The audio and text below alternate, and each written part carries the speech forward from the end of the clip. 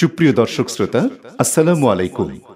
ঐতিহ্যবাহী কুড়িগ্রাম জেলার উলিপুরে 2017 সালের 6 ফেব্রুয়ারি তাফসিরুল কুরআন মাহফিল অনুষ্ঠিত হয়। উক্ত মাহফিলে প্রধান মেহমান হিসেবে উত্তম জাতি সম্পর্কে গুরুত্বপূর্ণ বক্তব্য পেশ করেন বিশিষ্ট ইসলামী চিন্তাবিদ ও আলোড়ন সৃষ্টিকারী মুফাসসিরে কোরআন মাওলানা গুলজার হোসাইন মাহমুদী। ভিডিও পরিচালনার সম্পাদনা ও প্রযোজনা আলী আহমদ আকন্দ।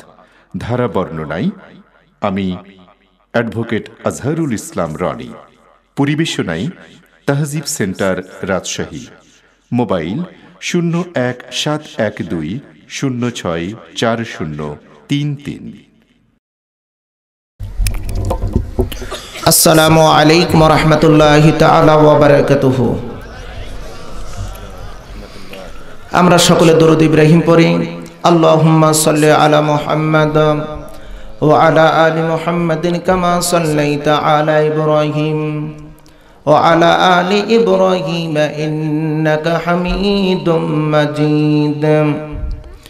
আল্লাহুম্মা বারিক আলা মুহাম্মাদ ওয়া আলা আলি মুহাম্মাদিন কামা বারাকতা আলা ইব্রাহিম وعلى آل إبراهيم إنك حميد مجيد. الحمد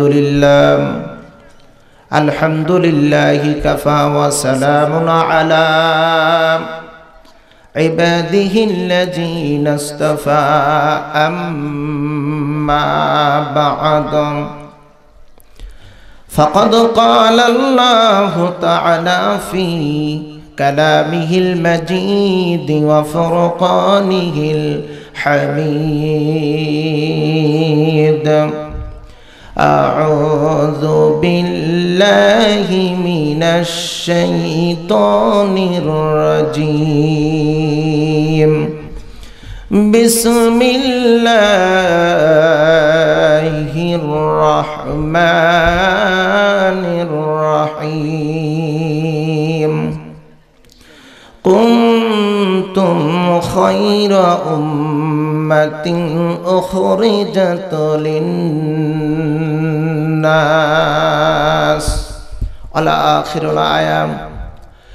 وقال تعالى في شأن رسول الله صلى الله عليه وسلم إن الله وملائكته يصلون على النبي يا أيها الذين آمنوا صلوا عليه وسلموا تسليما.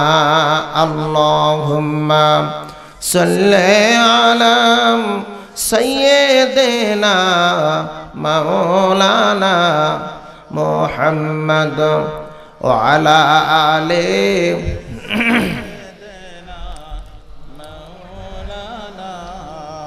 मोहब्बत ज़र शरे परे अल्लाहुम्मा सल्ले अला सय्यिदिना मौलाना मुहम्मद व अला आलिहि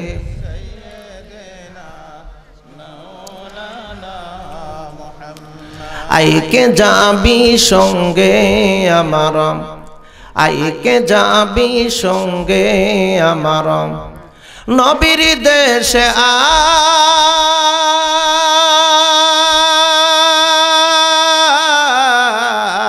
आए नबीर देशे आए जेथाई घुमिए आसेन जेथाई घुमिए आसेन नबी मुस्तफा आइके जाबी संगे आमार आइके जाबी संगे आमार नबीर देशे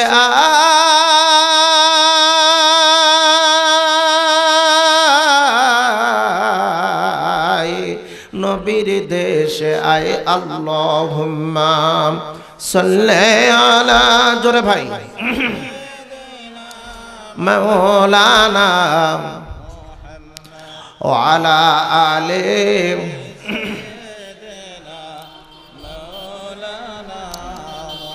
আরব দেশে জন্ম তোমার, নাম যে মুহাম্মদ। আরব দেশে জন্ম তোমার, নাম যে মুহাম্মদ। তোমার নামের তসবি জপে, তোমার নামের তসবি জপে, পাই যে আমি সাদ, নাম যে মুহাম্মদ। নামটি তোমার মধুমাখা, যায় না তোমায় ভুলে থাকা। একটু বলেন না মারহাবা, আর একটু জবান খুলে বলি ভাই মারহাবা। আরে নামটি তোমার মধুমাখা, যায় না তোমায় ভুলে থাকা। জীবন জৈবন সফে দেব, জীবন জৈবন সফে দেব, নবীজি তোমায়, নাম যে মুহাম্মদ। আল্লাহুম্মা সাল্লি আলা, জোরে ভাই, মাওলানা মুহাম্মদ ওয়া আলা আলি মাওলানা। দুখী পে করম আপনা, ইয়া সাল্লু আলা করুণা, খৈরা তুমি আপনি, জলহ কিয়ত করুণা। কালেমা লা ইলাহা ইল্লাল্লাহ, জবান খুলে লা ইলাহা ইল্লাল্লাহ, লা ইলাহা লা ইলাহা লা ইলাহা ইল্লাল্লাহু মুহাম্মাদুর রাসূলুল্লাহ। সকলে পড়েন সাল্লাল্লাহু আলাইহি ওয়াসাল্লাম। কুড়িগ্রাম জেলার উলিপুর উপজেলার ঐতিহ্যবাহী পূর্ব গোপীনাথপুর পশ্চিম সাদী যুব সমাজ কর্তৃক আয়োজিত দ্বিতীয় বাৎসরিক তাফসীরুল কোরআন মাহফিলের সম্মানিত সুযোগ্য সভাপতি সাহেব, প্রধান অতিথি, বিশেষ অতিথিবৃন্দ, হাজারাত উলামায়ে কেরাম, আমার সামনের উপবিষ্ট তাওহীদ জনতার একাংশ, পিতৃতুল্য মুরব্বিয়ানে কেরাম, যুবক ভাইরা, পর্দানিশী মা এবং বোনেরা, সকলের প্রতি সশ্রদ্ধেয় সালাম। আসসালামু আলাইকুম ওয়া রাহমাতুল্লাহ।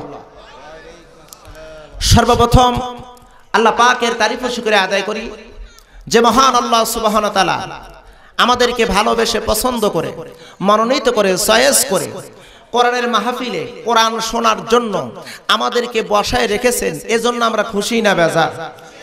খুশির আওয়াজ এত ধীরে হয় না, আর একটু জবান খুলে বলতে হবে আমরা খুশি না বেজার। যদি খুশি হয়ে থাকে সেই মহান রবকে খুশি করে পড়ে নেই আলহামদুলিল্লাহ। আরেকটু জবান খুলে পড়ে নেই আলহামদুলিল্লাহ।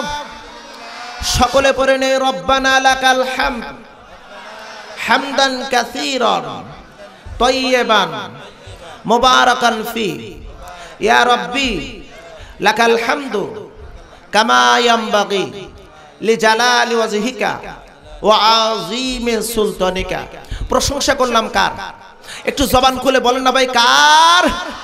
অথবা লাখ কোটি দরুদ আর সালাম সাইয়্যিদুল মুরসালিন আশরাফুল আম্বিয়া খাতাবুন নবিয়্যিন রাহমাতাল লিল আলামিন জনাবে মুহাম্মদ রাসূলুল্লাহ। সকলে পড়েন সাল্লাল্লাহু আলাইহি ওয়াসাল্লাম। মুআজ্জাজ মুহতারাম, সম্মানিত প্রাণ প্রিয় আমার তাওহীদি জনতার এক অংশ, আমি কোনো ভূমিকায় কোনো কথা বলবো না। আজকে আপনাদের জন্য কোরআন থেকে সুন্দর একটি আলোচনা এনেছি। আমার আজকের আলোচনার বিষয়ের নাম হলো আমরাই উত্তম জাতি। আমরা কি জাতি? জবান খুলে বলতে হবে আমরা কি জাতি? আরো জোরে বলেন আমরা কি জাতি? আমার আজকের আলোচনার বিষয়ের নাম হলো আমরাই হলাম উত্তম জাতি। আমার আলোচনা যারা ইন্টারনেটে, ইউটিউবে, এমনকি বিভিন্ন কম্পিউটার, মোবাইলে যারা শুনেছেন, আমার প্রত্যেকটা আলোচনার বিষয়ের নাম আমি আগে বলি, তারপর আমি আলোচনা করি। আজকেও আমি আলোচনার সাবজেক্টের নাম আগেই বললাম যাতে আপনারা বুঝতে পারেন। আমার আজকের আলোচনার বিষয়ের নাম হলো উত্তম জাতি। প্রশ্ন করতে পারেন, হুজুর কেন এই আলোচনাটি করবেন? তার কারণ হলো পৃথিবীতে কত ধর্ম আছে, কত জাতি আছে। কথা বলেন আছে না নাই? জবান খুলে বলেন আছে না নাই? গোটা পৃথিবীতে অসংখ্য ধর্ম আছে, অসংখ্য জাতি আছে। প্রত্যেকটা জাতি তারা নিজেদেরকে উত্তম বলে দাবি করে। ইহুদি জাতিরা বলে যে আমরা পৃথিবীর ভিতর সবচাইতে আমরাই হলাম শ্রেষ্ঠ জাতি। কথা বলে কি বলে না? আওয়াজ দিয়ে বলুন, বলে কি বলে না? খ্রিস্টানরা বলে আমরা হলাম উত্তম জাতি, হিন্দুরা বলে আমরা হলাম উত্তম জাতি, এমনকি বৌদ্ধরা বলে আমরা উত্তম জাতি। যেই ধর্ম অবলম্বী হোক না কেন, ওরা বলে হলো আমরা উত্তম জাতি। সম্মানিত প্রিয় উপস্থিতি, আসলে উত্তম জাতি কারা এই সম্পর্কে আলোচনা করব ইনশাআল্লাহ। আমা তাওফিক ইল্লা বিল্লাহ। এজন্য আমি আপনাদের জন্য হাদিয়া এনেছি কোরআনুল কারীমের 3 নম্বর সূরা। সূরাটির নাম হলো সূরা আল ইমরান। সম্মানিত প্রিয় উপস্থিতি, আল্লাহ পাক সুবহানাহু ওয়া তাআলা আমাদেরকে যে উত্তম জাতি হিসেবে উপাধি দিলেন, উত্তম জাতি হিসেবে আমাদেরকে মনোনীত করলেন, চয়েস করলেন। অতীতের উত্তম জাতি কারা ছিল, বর্তমানে উত্তম জাতি কারা, ভবিষ্যতে উত্তম জাতি হবে কারা, এই কথাগুলো জানা আমাদের দরকার আছে না নাই? জবান খুলে বলতে দরকার আছে না নাই? আল্লাহ পাক রব্বুল আলামিন বলতেছেন, কুনতুম খায়রা উম্মাত। আল্লাহ বললেন কুনতুম খায়রাম, তোমরা হলো উত্তম। উম্মত শব্দের অর্থ হলো জাতি, উম্মত শব্দের অর্থ হলো দল, উম্মত শব্দের অর্থ হলো জাতি। আল্লাহ বলেন তোমরাই হলো উত্তম জাতি। আল্লাহ পাক রব্বুল আলামিন বলেন উখরিজাত লিন্নাস, আল্লাহ বলেন তোমাদেরকে মানুষের ভিতর থেকে ছাঁটাই বাছাই করে তোমাদেরকে উত্তম জাতি হিসাবে আমি আল্লাহ তৈরি করেছি। জোরে কোন একটু আমার মুসলমান বন্ধুগণ, আমার সার সংক্ষেপ কথা হলো আমরাই উত্তম জাতি। একটুখানি মনোযোগ দিয়ে শুনবেন। আল্লাহ পাক রব্বুল আলামিন আমাদেরকে বললেন আমরা হলাম উত্তম জাতি। ও মুসলমান, একটুখানি মনোযোগ দিয়ে শুনবেন, আমরা হলাম উত্তম জাতি। এটা কেমনে একটু খেয়াল করে দেখেন। আল্লাহ পাক রব্বুল আলামিন যতগুলো নবী রাসূল এই পৃথিবীতে প্রেরণ করেছেন, এই নবী রাসূল সম্পর্কে তাফসীরের ভিতর এসেছে আল্লাহ পাক রব্বুল আলামিন এই দুনিয়াতে 1 নয় 2 নয় 1 লক্ষ মতান্তরে 1,24,000 পয়গম্বর এই পৃথিবীতে প্রেরণ করেছে। একটু আল্লাহু আকবার হবে না? 1 লক্ষ মতান্তরে 1,24,000 পয়গম্বর আল্লাহ পাক এই পৃথিবীতে প্রেরণ করেছেন। প্রত্যেকটা নবী রাসূলকে আল্লাহ পাক একটা করে সুসংবাদ দিয়েছেন। প্রত্যেকটা নবী রাসূলকে আল্লাহ পাক একটা সুসংবাদ দিয়েছেন। সেই সুসংবাদটা হলো প্রত্যেকটা নবীকে জানানো হয়েছে, ও নবী, ও আমার রাসূল, ও আমার খলিল, আমার দোস্ত, শুনে রাখেন একজন নবী আসবে, একজন নবী আসবে। ওই নবী হবে আখিরি জামানার পয়গম্বর, ওই নবী হবে শেষ নবী। ওই নবীর উম্মতদেরকে আল্লাহ এত পরিমাণ সওয়াব দান করবে, ওই নবীর উম্মতরা একটা রাত্রি পরিমাণ, এক রাতে যত সওয়াব ইনকাম করবে, যত সওয়াব অর্জন করবে, অন্য নবীর উম্মতরা সারা জীবনেও এত সওয়াবের মালিক হতে পারবে না।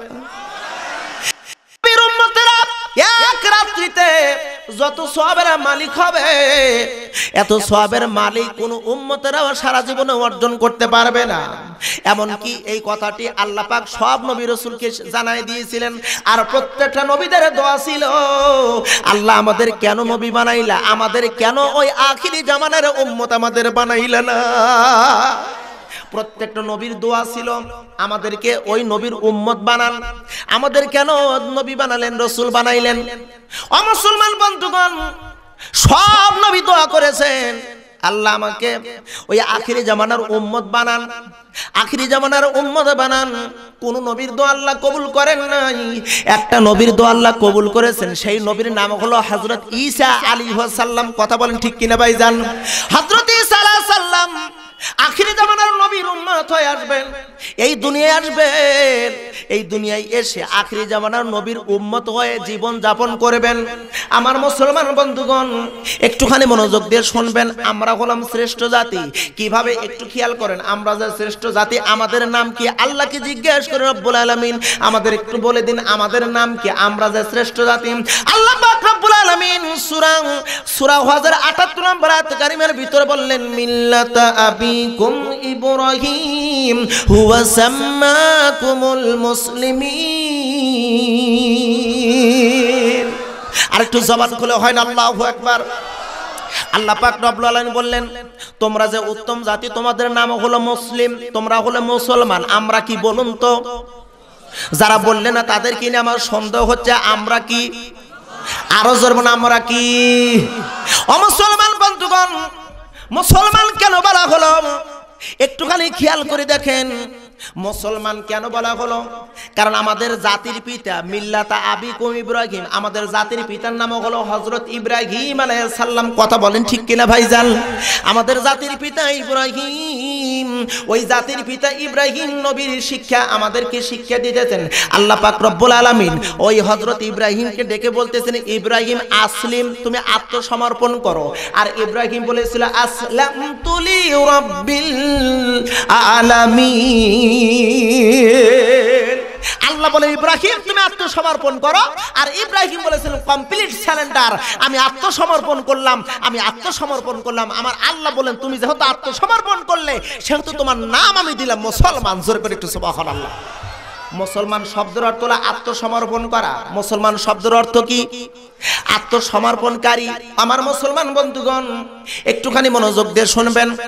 আল্লাহ পাক আমাদেরকে উত্তম জাতি বানালেন, আমরা হলাম উত্তম জাতি। এবার একটুখানি খেয়াল করতে হবে এই উত্তম জাতির জন্য আল্লাহ পাক কি কি পুরস্কার দিয়েছেন।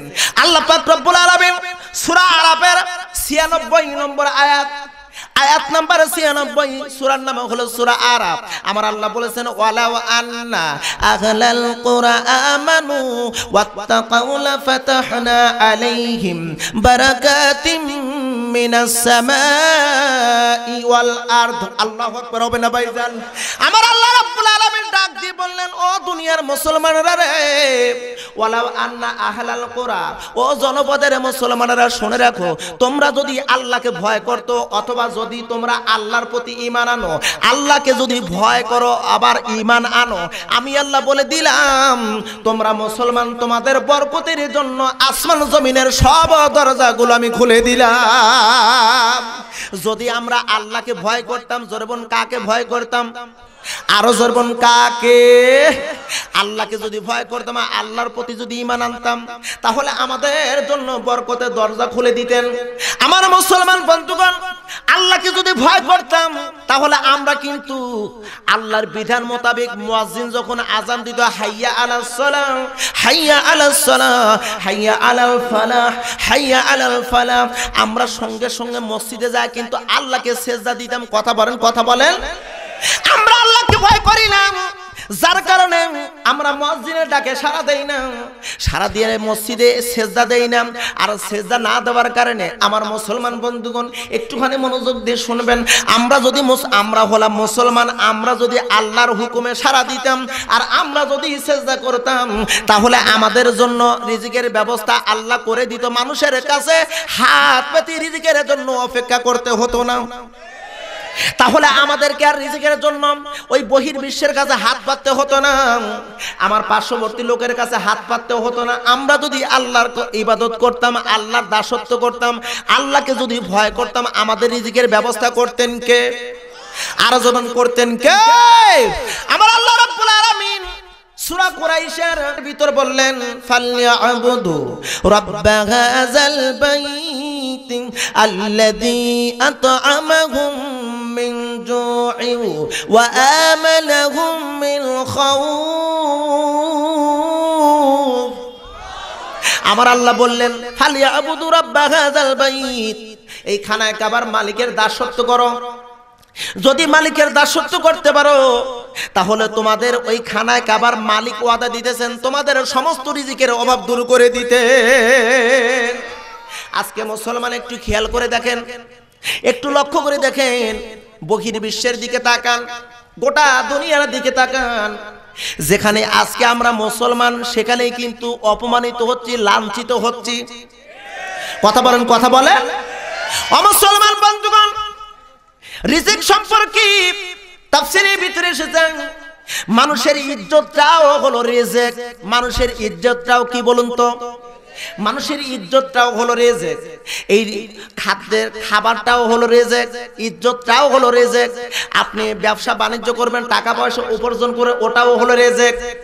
আজকে আমাদের অপমান অপদস্থ একটাই মাত্র কারণে, আমরা আল্লাহর প্রতি ভয় নাই, আল্লাহর ইবাদত বন্দেগী করি না, যার কারণে আমাদের উপর অপমান অপদস্থ, কিল গুড়ি আর ফাঁসির দড়ি। খেয়াল করে দেখেন, আপনি একটু মনকে জিজ্ঞাসা করেন, যেখানেই মার খায় দেখবেন কারা, খুঁজে দেখবেন ওরা হলো মুসলমান। মার খায় কারা? আরো জোর, মার খায় কারা? সবচাইতে অভাবী কারা? একে একে করে যদি 100টা প্রশ্ন করি, প্রত্যেকটা প্রশ্নের উত্তর দিবেন মুসলমান। কারণ হলো আমরা হলাম উত্তম জাতি, কিন্তু এই উত্তম জাতি আমরা নিজেদেরকে ভুলে গেছি।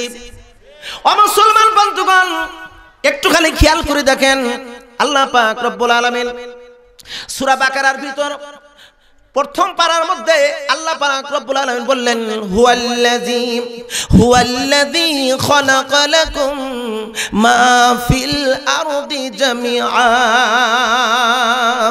বান্দারে, আমি তোমাদের জন্য আসমানের এই জমিনের সব কিছু তোমাদের জন্য সৃষ্টি করেছি, তোমাদের জন্য সৃষ্টি করেছি। এই শব্দটা তোমরা হলে মুসলমান। তোমরা কারা? আওয়াজ দিয়ে বলেন না ভাই, তোমরা কারা? তোমরা হলে মুসলমান, তোমাদের জন্য সবগুলো তৈরি করেছি। কিন্তু এখানে তাফসীরের ভিতর আছে ওয়াইন আব্দুল্লাহ, যদি তুমি আল্লাহর গোলাম হও তাহলে এই পৃথিবীর সবগুলো তোমার গোলাম হয়ে যাবে। তোমার অভাব থাকবে না, তোমার ইজ্জতের সমস্যা হবে না, তোমার ক্ষমতার কোনো সমস্যা হবে না, সবগুলো পূরণ করে দিবেন আল্লাহ, যদি তুমি আল্লাহর গোলাম হও। যদি বলেন কার গোলাম হই? আরো জোরে বলেন না ভাই, কার গোলাম হই? অমুসলমান বন্ধুগণ, আজকে একটু খেয়াল করে দেখেন, আমরা হলাম উত্তম জাতি, কিন্তু আমরা নিজেদেরকে ভুলে গেছি। ভুলে থাকার কারণে আজকে গোটা পৃথিবীতে আজ মুসলমানের সংখ্যা প্রায় 250 কোটি মুসলমান। অথচ 250 কোটি মুসলমানের দিকে আজকে গোটা বিশ্বের ইহুদি নাসারারা, মুশরিকরা, বৌদ্ধরা আমাদের দিকে এমন ভাবে নজর দিচ্ছে, আমরা যেন তাদের কাছে একটা মেসি বিড়ালের মতন হয়ে গেছি। কথা বলেন ঠিক কিনা ভাইজান? আজকে গোটা বিশ্বের ইহুদি নাসারারা মুসলমানদেরকে এমন ভাবে নির্যাতন করতেছে। আজকে আমরা ভুলে গেছি আমরা সেই জাতি, আমরা উত্তম জাতি। আমরা নিজেদেরকে ভুলে থাকার কারণে আজকে কাফের বেদুইনেরা আমাদের উপর চড়াও হয়ে বসে আছে। আর একটাবার যদি ওই বদরের মতন, ওহুদের মতন, খন্দকের মতন, বালাকোটের মতন আর একটাবার যদি হুঙ্কার দিয়ে আমরা যদি দাঁড়াতে পারি, আমরা যদি সেই পুরনো ঐতিহ্য ফিরে আনতে পারি, আমরা যে উত্তম জাতি এইটা যদি প্রকাশ করতে পারি, আজকে যারা আঙ্গুল তুলে কথা বলতেছে আমাদের এদিকে, ওই ইহুদি নাসারারা, মুশরিকরা মুসলমানদের দিকে তাকানোর সাহস পাবে না। ও মুসলমান, একটুখানি খেয়াল করে দেখেন, আমরা হলাম উত্তম জাতি। আমার আল্লাহ বলতেছেন, ও দুনিয়ার মানুষেরা শোনো, তোমাদের জন্য সবগুলো গোলাম বানিয়ে দিয়েছি, যদি তোমরা আল্লাহর গোলাম হও। জোরে বলুন, কার গোলাম হই? হুয়াল্লাযী খালাকা লাকুম মা ফিল আরদি জামিআ। যদি তোমরা আল্লাহর গোলাম হও, সবগুলো তোমাদের গোলাম হবে। ওয়াদা দিয়েছেন কে? আরো জন ওয়াদা দিয়েছেন কে? আজকে একটু খেয়াল করে দেখেন, খুব মনোযোগ দিয়ে শুনবেন। হযরত ওমর ইবনুল খাত্তাব রাদিয়াল্লাহু তাআলা আনহু, তিনি হলেন মুসলমানদের দ্বিতীয় খলিফা। হযরত ওমর রাদিয়াল্লাহু তাআলা আনহু তিনি যখন খেলাফতের মসনদে আসলেন, এই হযরত ওমর রাদিয়াল্লাহু তাআলা আনহু তিনি একটা কাফেলা পাঠাইলেন। এই কাফেলার মধ্যে সর্দার হলো আমর ইবনুল আস রাদিয়াল্লাহু তাআলা আনহু, তিনি হলেন সেনা প্রধান। মিশরে গেলেন, মিশরে মুসলমানদের বিজয় হলো। মুসলমানদের বিজয় হলো মুষ্টিমেয় কয়েকজন মুসলমান, আর মিশরের বেদুইনেরা হাজার হাজার, মিশরের কাফেররা হাজার হাজার, আর মুসলমানরা হলো অল্প। তারপর বিজয় হলো মুসলমানদের, বিজয় হলো কাদের? আরো জোরবেন, কাদের? আমার আল্লাহ রাব্বুল আলামিন কোরআনুল কারীমের ভিতরে বলেছেন, ওয়ালা তাহিনু ওয়ালা তাহজানু ওয়া আনতুমুল আ'লাউনা ইন কুনতুম মুমিনিন। আমার আল্লাহ বলেছেন তোমাদের চিন্তা নাই, টেনশন নাই, তোমাদের বিজয় আসবে যদি তোমরা মুমিন হও। যদি তোমরা কি হও? যদি তোমরা মুমিন হও তোমাদেরকে আমি আল্লাহ সাহায্য করব, তোমাদেরকে আমি বিজয় দেব। মুমিনদের বিজয় দিবেন কে? আরো জন মুমিনদের বিজয় দিবেন কে? আল্লাহু আল্লাহ আল্লাহ আল্লাহ ইনিল হুকমু ইল্লাল্লাহ। আল্লাহু আল্লাহ আল্লাহ আল্লাহ আল্লাহু আল্লাহ। জবান খুলে আল্লাহু আল্লাহ। ভাইজান আল্লাহর নামের জিকির করতে কি আপনাদের ভয় হচ্ছে নাকি? এত মানুষ, হাজার হাজার মানুষ, আমি তো মনে করি আল্লাহর নামের ধ্বনি উচ্চারণ করলে সামিয়ানা উল্টে যাওয়ার কথা। একটু জবান খুলে বলেন আল্লাহু আল্লাহ আল্লাহ আল্লাহ ইনিল হুকমু ইল্লাল্লাহ। আল্লাহু আল্লাহ আল্লাহ আল্লাহ আল্লাহু আল্লাহ আল্লাহু আল্লাহ আল্লাহু আল্লাহ আল্লাহু আল্লাহ আল্লাহু আল্লাহ। লা ইলাহা ইল্লাল্লাহু মুহাম্মাদুর রাসূলুল্লাহ। সকলে বলেন সাল্লাল্লাহু আলাইহি ওয়াসাল্লাম। আমর ইবনুল আস রাদিয়াল্লাহু তাআলা আনহু মিশরে গেলেন, মুসলমানদের বিজয় হয়ে গেল। মিশরের গভর্নর হলেন আমর ইবনুল আস রাদিয়াল্লাহু তাআলা আনহু। মুসলমান গভর্নর হলেন, মুসলমান হলেন কি সেনা, মুসলমান হলেন রাষ্ট্রপ্রধান, মুসলমান হলো প্রধানমন্ত্রী। শুধু সাধারণ মুসলমান নয়, উনি একজন আল্লাহর রাসূলের জলিল কদর সাহাবী। জোরে করে আল্লাহু আকবার। তাহলে রাষ্ট্রপ্রধান আলেম হলে কোনো সমস্যা হবে? চেয়ারম্যান হলে সমস্যা হবে? এমপি হলে সমস্যা হবে? মেম্বার হলে সমস্যা হবে? কিন্তু হইলেই সমস্যা। আজকে আলেম শুধু হবে মসজিদের ইমাম, এর বাহিরে তার কোনো ক্ষমতা নাই। আমর ইবনুল আস রাদিয়াল্লাহু তাআলা আনহু তিনি মিশরের গভর্নর হলেন, রাষ্ট্র পরিচালনা শুরু করলেন আল্লাহর কোরআন দিয়ে। জবান কি দিয়া? আর জবান কি দিয়া? যারা আলেম, যারা ক্ষমতায় বসবে তারা রাষ্ট্র পরিচালনা করবে, পরিবার পরিচালনা করবে, ইউনিয়ন পরিষদ পরিচালনা করবে, উপজেলা পরিচালনা করবে। তারা হলো আল্লাহর কোরআন দিয়ে। জবান কি দিয়া? আর জবান কি দিয়া? আল্লাহর কোরআন দিয়া। আমর ইবনুল আস রাদিয়াল্লাহু তাআলা আনহু রাষ্ট্র পরিচালনা করতে লাগলেন কোরআন দিয়া। খুব মনোযোগ দিয়ে শুনবেন। আমরা হলাম উত্তম জাতি। আমাদের পূর্বের উত্তম জাতিদের আচার আচরণ কেমন ছিল, তাদেরকে আল্লাহ কেমন ক্ষমতা দিয়েছিল, কেমন পাওয়ার দিয়েছিল, আমাদের ক্ষমতা পাওয়ার কোথায় গেল? ও মুসলমান বন্ধুগণ, আমর ইবনুল আস রাদিয়াল্লাহু তাআলা আনহু ক্ষমতায় আসার পর তিনি একটা খবর পাইলেন। খবরটা কে যেন জানায় দেয়, আমর ইবনুল আস আপনি কি জানতে পেরেছেন একটা মহিলাকে, সুন্দরী রূপবতী মহিলাকে অলংকারে সুসজ্জিত করে নীল নদের ভিতর নিয়ে যাচ্ছে জবাই করার জন্য, জবাই করার জন্য নিয়ে যায়। আপনি কি জানতে পেরেছেন? আমর ইবনুল আস রাদিয়াল্লাহু তাআলা আনহু খবর পাওয়া মাত্রই রওনা দিলেন, চলে আসলেন এই মিশরবাসীদের কাছে। সত্যই দেখে একটা মহিলাকে সুসজ্জিত করে নীল নদের দিকে নিয়ে যাচ্ছে, এই মহিলাকে জবাই করবে।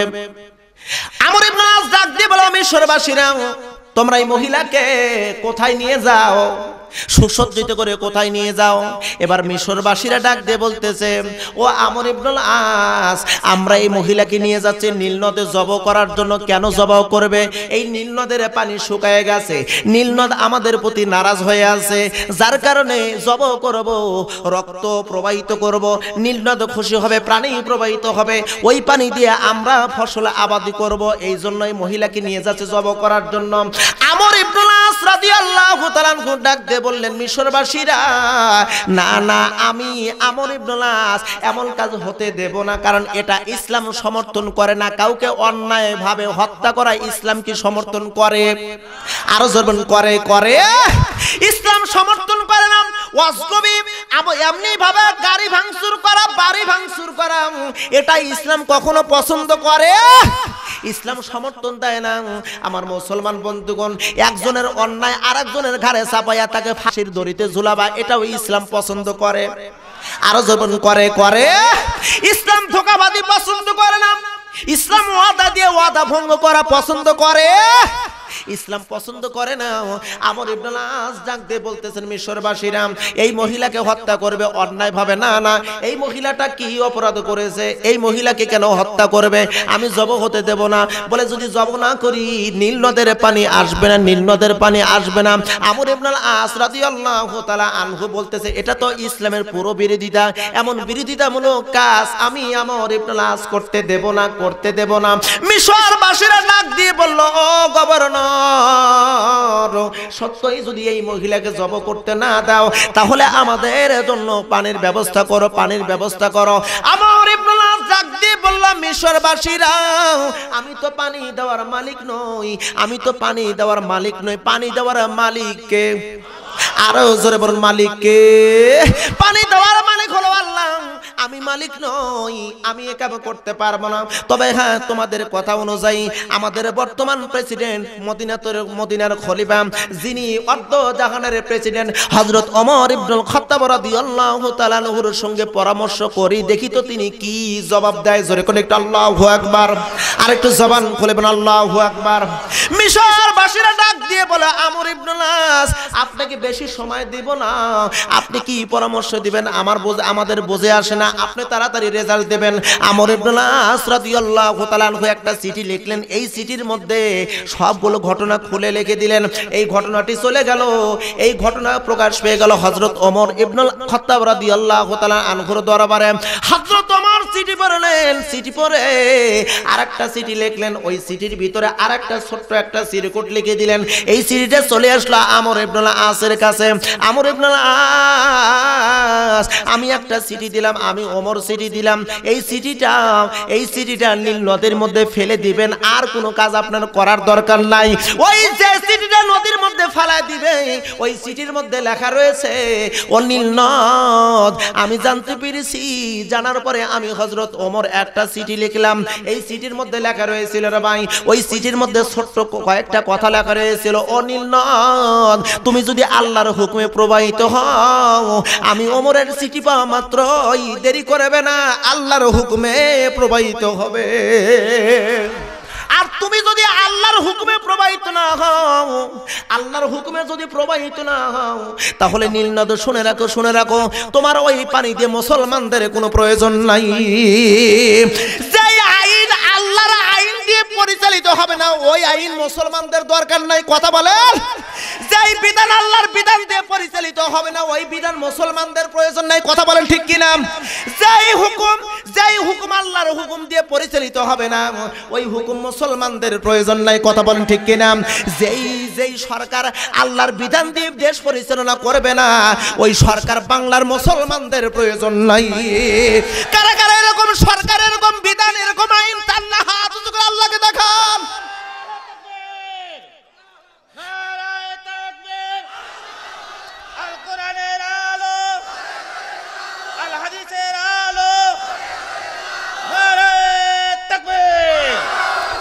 আমার মুসলমান বন্ধুগণ খুব মনোযোগ দিয়ে শুনবেন। হযরত ওমর রাদিয়াল্লাহু তাআলা আনহু নীল নদের মধ্যে একটা ছোট্ট একটা চিরকুট দিলেন। চিরকুটের মধ্যে লেখা রয়েছে আমার চিঠি পাওয়া মাত্রই আল্লাহর হুকুমে যদি প্রবাহিত হও, দেরি করবে না, তাড়াতাড়ি আল্লাহর হুকুমে প্রবাহিত হয়ে যাবে। ও মুসলিম ভাইরা, আমার কুড়িগ্রামের ভাইরা রে, অলিপুরের ভাইরা মনোযোগ দিয়ে শুনবেন। চিঠি হযরত আমর ইবনে আস রাদিয়াল্লাহু তাআলা আনহু চিঠিটা দিলেন ভাই, চিঠি নদীর মধ্যে ফেলে দিতে না দিতেই চিঠি ফেলতে দেরি, ওই নীল নদের পানি খরস্রোত বইতে দেরি হলো না। সেই যে 1400 বছর পূর্ব থেকে নীল নদের পানি প্রবাহিত হতে লাগলো, আর সেই দিন থেকে নীল নদের পানি শুকালো না। আমার আল্লাহ কিয়ামত পর্যন্ত নীল নদের পানি অটল ভাবে রেখে দিয়েছে। আমার তো দৃঢ় বিশ্বাস, আল্লাহর প্রতি যদি অগাধ বিশ্বাস থাকতো, আল্লাহর প্রতি যদি ভয় থাকতো, তিস্তা চুক্তির প্রয়োজন ছিল না। চুক্তি যদি আল্লাহর সঙ্গে হতো, পানির অভাব ছিল না। কথা বলেন, আজকে ফারাক্কার চুক্তির প্রয়োজন ছিল না।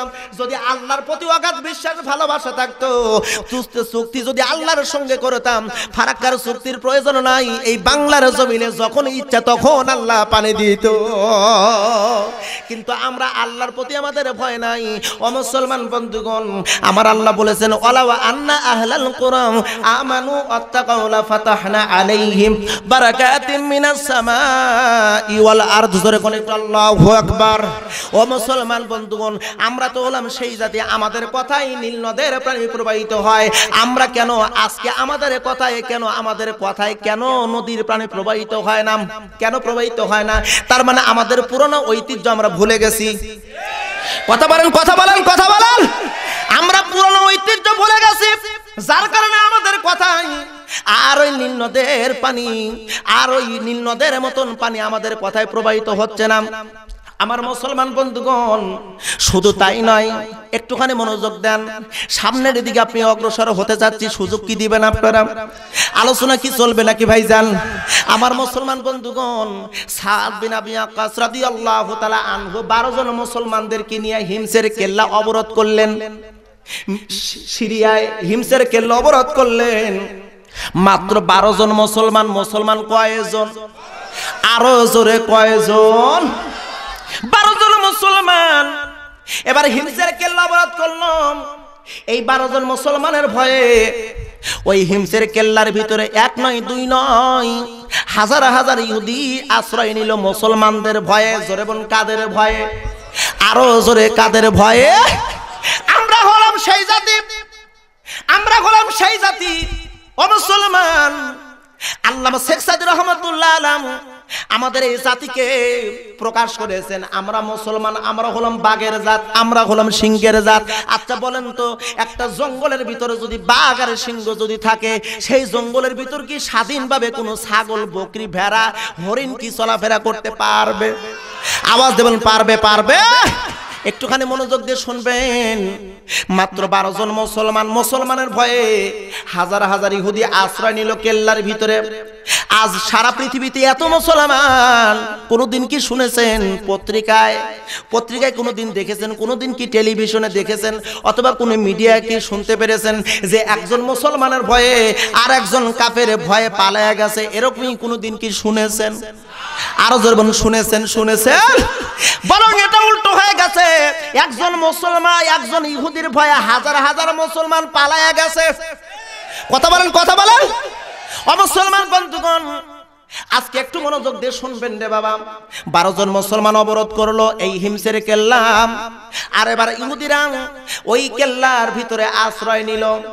কেল্লার ভিতরে আশ্রয় নেওয়ার পর ওই ইহুদিদের ধারণা ছিল এখন বর্তমান শীতকাল, শীতে প্রচন্ড শীত, আরবের মুসলমানরা গরম প্রিয়, ওরা শীতই পছন্দ করে না, শীত ভালোবাসে না, শীত সহ্য করতে পারে না, ওরা এই শীতের ভিতরে থাকতে পারবে না। আমরা কেল্লার ভিতরে যদি আমরা এখানে গোপনে লুকায় থাকি, আমরা যদি আশ্রয় নিয়ে থাকি, মুসলমান 1 দিন 2 দিন 3 দিন এভাবে তখন শীত সহ্য না করতে পেরে অবরোধ তুলে ওরা পালায়া চলে যাবে, আমরা বিনে যুদ্ধে জয়লাভ করবে।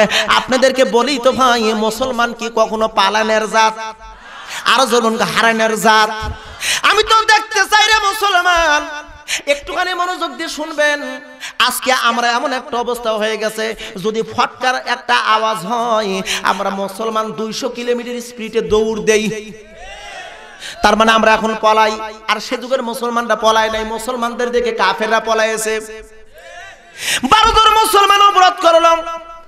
ওরা মনে করেছে শীত মুসলমানদের ক্ষতি করবে, শীতে মুসলমানরা থাকতে পারবে না, এই মনে করে ইহুদিরা কেল্লার ভিতরে আশ্রয় নিল। আর মুসলমান 12 জন 1 দিন নয় 2 দিন নয় 1টা মাস অবরোধ করে লাগলো। জোরবন, কয় মাস? 1টা মাস অবরোধ করে লাগলো। কিন্তু শীত মুসলমানদের কোনো ক্ষতি করতে পারলো না, বরং শীত মুসলমানদের পক্ষ হয়ে গেল। খালাকালাকুম মা ফিল আরদি জামিআন, আল্লাহ বলেন তোমাদের পৃথিবীতে যা কিছু আছে সব তোমাদের গোলাম হবে যদি তোমরা আল্লাহর গোলাম হও। আমরা যদি আল্লাহর গোলাম হই যা কিছু আছে সব আমাদের গোলাম হবে। পর্যায়ক্রমে আপনাদের মাঝে আসতেছি। ও মুসলমান বন্ধুগণ, শীত মুসলমানদের কোনো ক্ষতি করতে পারলো না। এবার একটা মাস অতিক্রম যখন হয়ে গেল, এই সাদ ডাক দেব 12 জন মুসলমানকে ডাক দেব, ও মুসলমানেরা তোমরা বলো এখন কি করবে? এখান থেকে অবরোধ তুলে নিয়ে যাবে নাকি এখান থেকে পালায়া যাবে না কি করবে? তোমাদের মতামত বলো। 12 জন মুসলমান ডাক দিয়ে বলল, আমিরুল মুমিনিন আপনি আমাদের সেনা প্রধান, এখন এই মুহূর্তে আপনি যা বলবেন আমরা তাই করব। এই মুহূর্তে আপনি যেটা বলবেন আমরা সেইটা করার জন্য প্রস্তুত আছি। আল্লাহু আকবার হবে না? আরেকটু জবান খুলে আমরা একটু আল্লাহু আকবার। 12 জন মুসলমানের উক্তি শোনার পর সাদ বিন আবি ওয়াক্কাস রাদিয়াল্লাহু তাআলা আনহু ডাক দিয়ে বলতেছে, মুসলমানেরা রে, আল্লাহর রাসূল আমাকে একটা জিনিস শিক্ষা দিয়ে গেছে, একটা বিষয় শিক্ষা দিয়ে গেছে, ওইটা যদি আমরা ধারণ করতে পারি এই মুহূর্তে আমাদের বিজয় আসবে, আমরা বিজয় পাবো, আমরা এখন বিজয় পাবো। এবার 12 জন মুসলমান ডাক দিয়ে বললেন, আমাদের আমিরুল মুমিনিন আপনি বলে দিন তাহলে কোন বিষয়টি ধারণ করলে আমরা বিজয় পাবো। সাদ বিন আবি ওয়াক্কাস রাদিয়াল্লাহু তাআলা আনহু এবার 12 জন মুসলমানদেরকে বলতেছে, আমি নারায়ে তাকবীর বলবো, আমি লিল্লাহি তাকবীর বলবো, আর তোমরা 12 জন মুসলমান আল্লাহু আকবার বলবে। ও মুসলিম ভাইরা রে, ও কুড়িগ্রামের ভাইরা রে, একটুখানি মনোযোগ দিয়ে শুনেন। এবার 12 জন মুসলমান আর এই সাদ বিন আবি ওয়াক্কাস লিল্লাহি তাকবীর বলতে না বলতেই এবার 12 জন মুসলমান আল্লাহু আকবার উচ্চারণ করার সঙ্গে সঙ্গে হিমসের বিশাল একটি কেল্লা ভেঙে চুরমার হয়ে গেল। আমি দেখতে চাই এই কুড়িগ্রামের মুসলমানদের মধ্যে, দেখতে চাই আল্লাহর সেই কালেমা উচ্চারণ করে বাংলার নাস্তিক কাফের মুরতাদদেরকে জানাই দিতে চাই, বাংলার জমিন আলে উলামার জমিন, কোরআনের জমিন, এই জমিন আল্লাহর ওলির জমিন, নাস্তিক কুরআনগারদের জমিন নয়। এই জন্য তাকবীর ধরে দেওয়ার জন্য কোন কোন মুসলমান রাজি আছে হাত উঁচু করে আল্লাহকে দেখা।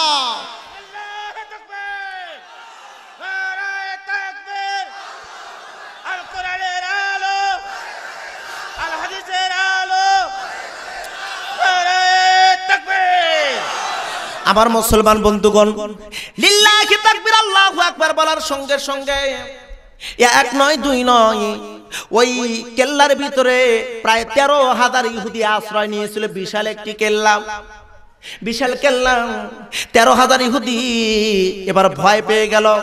বিকট একটা আওয়াজ হলো।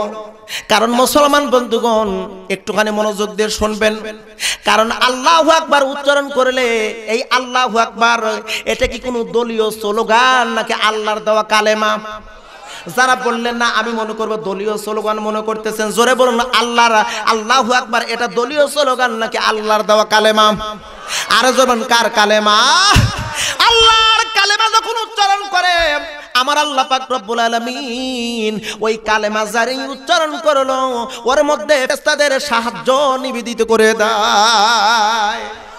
আমার মুসলমান বন্ধুগণ, আল্লাহ পাক রব্বুল আলামিন বলতেছেন তোমরাই হলে উত্তম জাতি, কিন্তু আমরা উত্তম জাতি হওয়ার কারণে আজকে আমরা পুরনো ঐতিহ্য ভুলে গেছি, যার কারণে আজ আমাদের উপর চরম নির্যাতন নেমে এসেছে। বর্তমান কি অবস্থা চলছে, ভবিষ্যতে যে কি রকম হবে তা ভাষায় প্রকাশ করা যাচ্ছে না। কথা বলেন ঠিক কিনা ভাইজান? অমুসলিম ভাইরা, আজকে মুসলমানদের উপরে এমন নির্যাতন চাপানো হচ্ছে, এই মুসলমান যদি ঘুরে না দাঁড়ায়, এই মুসলমান যদি আল্লাহর দেওয়া রসুলের দেওয়া ওই কালেমা শরীফ যদি না ধরে, তাহলে মুসলমানদের কেঁদে কেঁদে তাদের রাস্তা খুঁজে পাবে না। মুসলমান শেষ পর্যন্ত ঈমান হারা হয়ে অন্ধকার কবরের মধ্যে চলে যাবে। কথা বলেন ঠিক কিনা ভাইজান?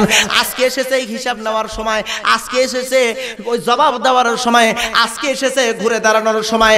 আজকে কাফেরদেরকে ওই মুশরিকদেরকে বোঝাতে হবে মুসলমান হারানোর জাত না, মুসলমান পলানোর জাত না, মুসলমান মার খাওয়ার জাত না, মুসলমান মার দেওয়ার জন্য প্রস্তুত আছে। কারা কারা রাজি আসাও আল্লাহর কালেমা উচ্চারণ করে এই ময়দানে দাঁড়ানোর মতন কোন কোন মুসলমান আসাও? আমি দেখতে চাই, হাত উঁচু করে আল্লাহকে দেখাও। আলহামদুলিল্লাহ, হাত নামান। আমার মুসলমান বন্ধুগণ, আজ ইমানের জজবা তৈরি করেন, ইমান তৈরি করেন। ইমান তৈরি করে ইমানকে পরীক্ষা দেওয়ার জন্য ময়দানে উপস্থিত হন। বলা যায় না যে কোনো মুহূর্তে ইমানের উপর কঠোর হস্তক্ষেপ চলে আসতে পারে। কথা বলেন যে কোনো মুহূর্তে ইমানকে, আমার আপনার ইমান কিরিয়ে কাফের বেঈমানেরা হোলি খেলবে, অচিরেই হোলি খেলবে। আজকে একটু খেয়াল করে দেখেন, ইহুদিরা আমাদের ভিতর ইমান নষ্ট করার জন্য কত পায়তারা শুরু করেছে।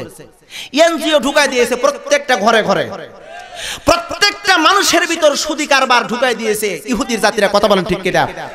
আজকে ইহুদিরা, মুশরিকরা, ওই খ্রিস্টান জাতিদের কোনো প্রোডাক্ট না হলে মুসলমান আমরা চলতে পারতেছি না। কিন্তু মুসলমানদেরকে নতুন করে তৈরি করতে হবে, মুসলমানদের নতুন করে তৈরি করতে হবে, এই জাতিদেরকে শিক্ষা দিতে হবে, গোটা বিশ্বের ইহুদি জাতিদেরকে শিক্ষা দিতে হবে। মুসলমানরা মুসলমানদের ইমানের শক্তিতে বলিয়ান হয়ে, কোরআনের শক্তিতে বলিয়ান হয়ে মুসলমানদের তৈরিকৃত প্রোডাক্টগুলো কাফেরদের মাঝে বিতরণ করতে হবে। কথা বলেন ঠিক কিনা ভাইজান? আমার মুসলমান বন্ধুগণ, আসেন একটুখানি খেয়াল করেন, আল্লাহ পাক রব্বুল আলামিন আমাদেরকে শিক্ষা দিয়েছেন, যদি তোমরা এই দুনিয়াতে ইমানের পরীক্ষায় যদি উত্তীর্ণ হতে পারো, তাহলে তোমাদের জন্য অপরন্ত শান্তি থাকবে আখিরাতের ময়দানে। এমনকি এই দুনিয়ায় তোমাদের জন্য শান্তির জন্য ব্যবস্থা করে দেওয়া হবে। জোরে বলেন একটু সুবহানাল্লাহ। আজকে যদি ইমানের পরীক্ষা না দেই ভাই, আমরা শুধু ইমানদার বলে দাবি করি, তাহলে আমাদের ইমান আল্লাহর কাছে গ্রহণযোগ্য হবে না। আল্লাহ পাক রব্বুল আলামিন সূরা আনকাবুতের 2 নম্বর আয়াতে কারিমের ভিতর বলেছেন, আহাসিবান নাসু আইয়াতরাকু আইয়াকুলু আমান্না ওয়া হুম লা ইফতানুন।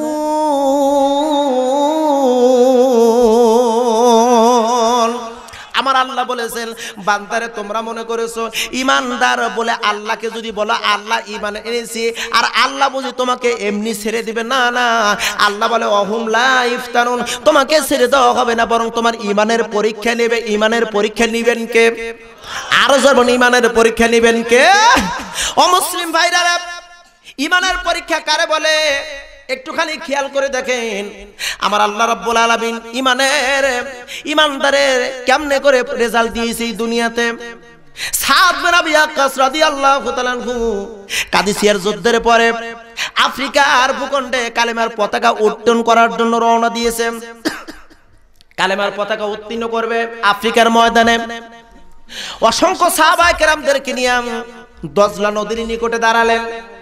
দজলা নদীর কিনারায় যাওয়ার সঙ্গে সঙ্গে ভাই, এদিকে রাজা, ওই আফ্রিকার রাজা জার্জির খবর পেয়েছে মুসলমানেরা এই আফ্রিকার জমিনে কালেমার পতাকা নিয়ে আসবে, কালেমার দাওয়াত নিয়ে আসবে।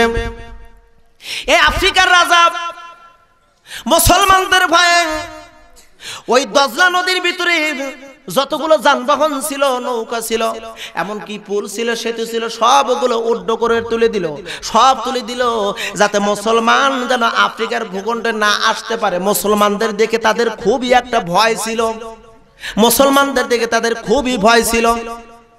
আজকে একটু খেয়াল করে দেখেন, মুসলমানদের দেখে বাতিলের কোনো ভয় নাই, কারণ মুসলমানই বাতিল হয়ে গেছে।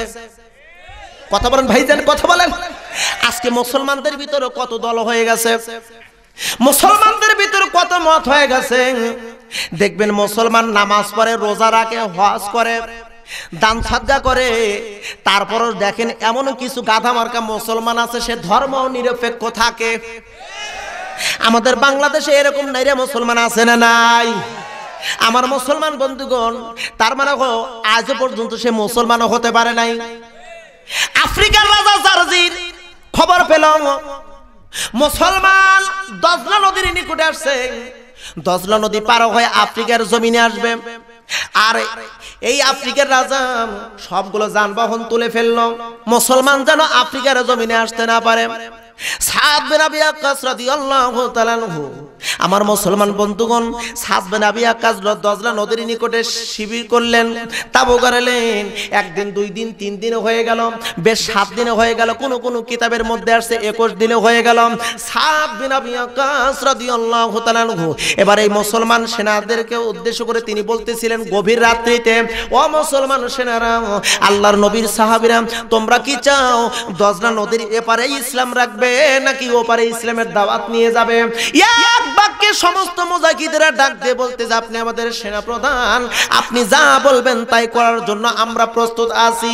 এবার সমস্ত সেনাদের কথার জবাব দেওয়ার পর এবার সাদ বিন আবি ওয়াক্কাস ডাক দিয়ে বলতে, মুসলমানেরা রে, তাহলে শুনে রাখো, আর দেরি নয়, আমি আমার ঘোড়ায় সওয়ার হয়ে দজলা নদীর দিকে অগ্রসর হচ্ছি, তোমরা আমাকে অনুসরণ করো। আল্লাহু আকবার বলবেন না?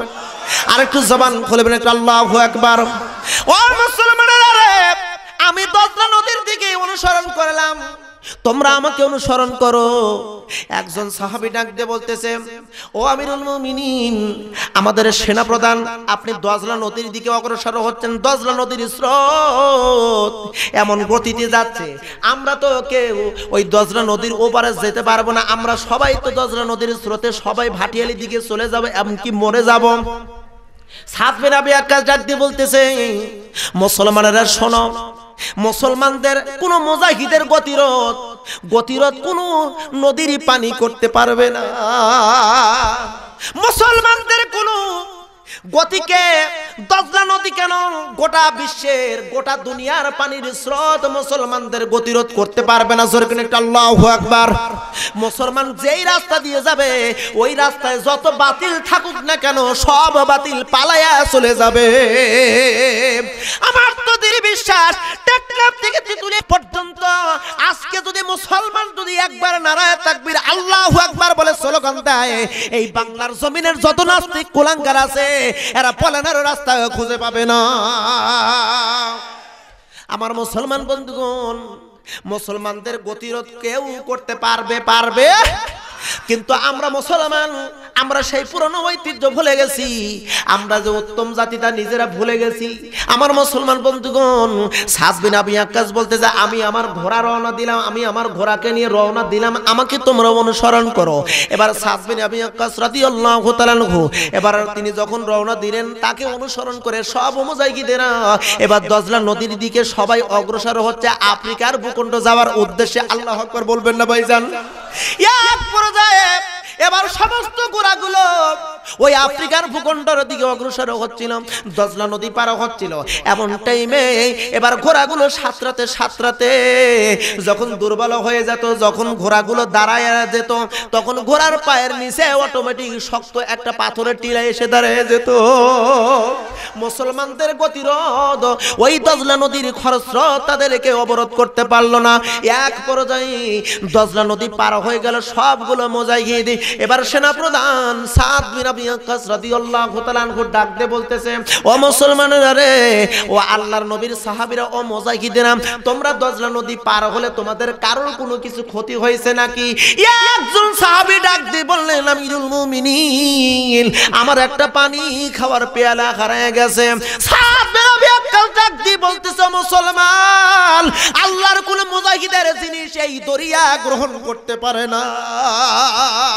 বলতে দেরি রে ভাই, দজলা নদীর ভিতর থেকে একটা ঢেউ এই মুজাহিদের পানি খাওয়ার পেয়ালাটা উপরে ছিটকে ফেলে দিল।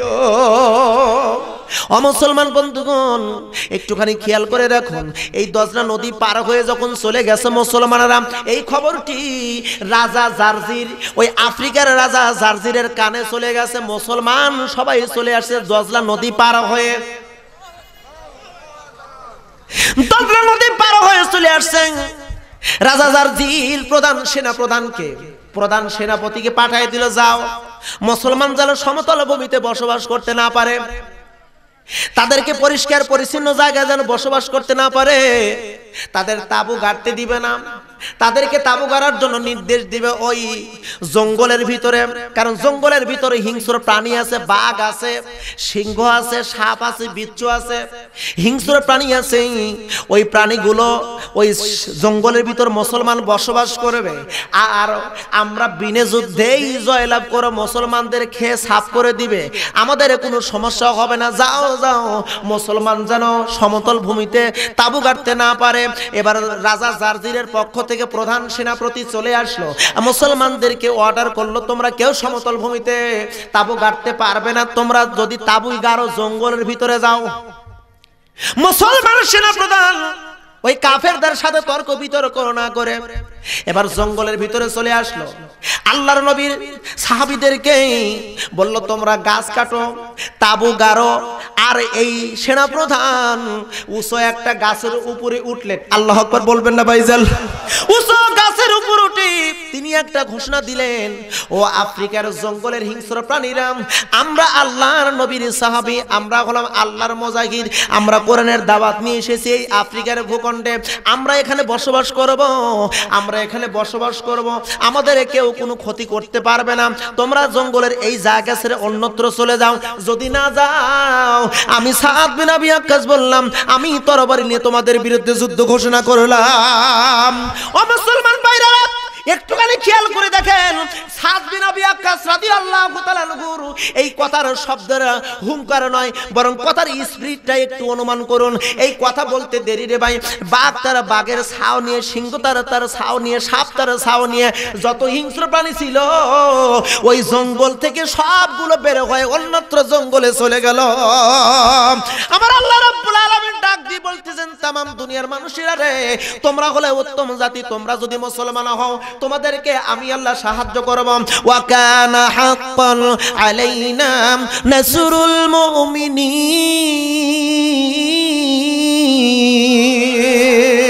যদি তোমরা আল্লাহর মুমিন হও, আল্লাহর যদি বান্দা হও, তাহলে আল্লাহ বলতেছে, যদি তুমি আল্লাহর খাঁটি বান্দা হও, ওই খাঁটি বান্দাকে আমি আল্লাহর সাহায্য করা ওয়াজিব হয়ে যায়। আমার মুসলমান বন্ধুগণ, এই দৃশ্যটা ওই আফ্রিকার জঙ্গলি মানুষ দেখছে যে মুসলমানদের কথার স্পিডে, শুধু কথার কারণে জঙ্গলে হিংস্র পানি চলে গেছে অন্য জায়গায়। সুবহানাল্লাহ বলবেন না? আফ্রিকার রাজা জারজিরের কানে খবর পৌঁছে গেল, ও জারজির, মুসলমানদের বিরুদ্ধে আমরা যুদ্ধ করব, আমাদের সাহস নাই। তাদের কথা শুনে হিংস্র প্রাণীরা পর্যন্ত চলে যায়, তাদের বিরুদ্ধে আমরা যুদ্ধ করতে পারবো না। আমরা তোমার সৈন্যর তালিকা থেকে নাম কেটে চলে যাচ্ছি। আমার মুসলমান বন্ধুগণ, এদিকে রাজা জারজির তার তালিকাবদ্ধ করতেছে, সৈন্যদের তালিকা করতেছে, কিন্তু কোন সৈন্য নাম লেখা দিচ্ছে না, সবাই চলে যাচ্ছে ভয়ে, মুসলমানদের ভয়ে। জোরবন কাদের ভয়ে? আরো জোরবন কাদের ভয়ে? আর আজকে মুসলমানদের মারার জন্য নতুন নতুন করে কর্মচারী আরো তারা তালিকাভুক্ত হচ্ছে মুসলমানদেরকে মারার জন্য। কিন্তু কথা তো ছিল এরকম যে মুসলমানদের থেকে ভয় করে যারা তালিকাবদ্ধ ছিল তারা নাম কেটে দিয়ে পালায়া চলে যাবে, কিন্তু তার উল্টা হচ্ছে। তার মানে একটাই মাত্র কারণ, আমরা যে উত্তম জাতি এইটা আমরা নিজেরা ভুলে গেছি। কথা বলেন ঠিক কিনা ভাইজান? অমুসলিম ভাইরা, এবার একটাও সৈন্য আসে না। আফ্রিকার রাজা এত বড় একটা সিট বাটপার ছিল, তার ভিতর খুব ক্রিমিনালি বুদ্ধি ছিল। কি বুদ্ধি দেখেন একটু খেয়াল করে। রাজা জারজির ঘোষণা দিল, তার দেশে আফ্রিকার ভিতর ঘোষণা দিল, আমি একটা ঘোষণা সাধারণ জারি করলাম, মুসলমানদের সেনাপ্রধানকে যে হত্যা করতে পারবে আমি তাকে 40,000 দিরহাম পুরস্কার দেব। আর আমার মেয়ে রাজা, আমার মেয়ে বেলিন, আমার মেয়ে সুন্দরী রূপবতী একটা মেয়ে, আমার একটাই মাত্র মেয়ে, ওই মেয়েকেও আমি তার সঙ্গে বিয়ে দেব যদি মুসলমান সেনাপ্রধানকে হত্যা করতে পারে। নাউজুবিল্লাহ বলবেন না ভাইজান?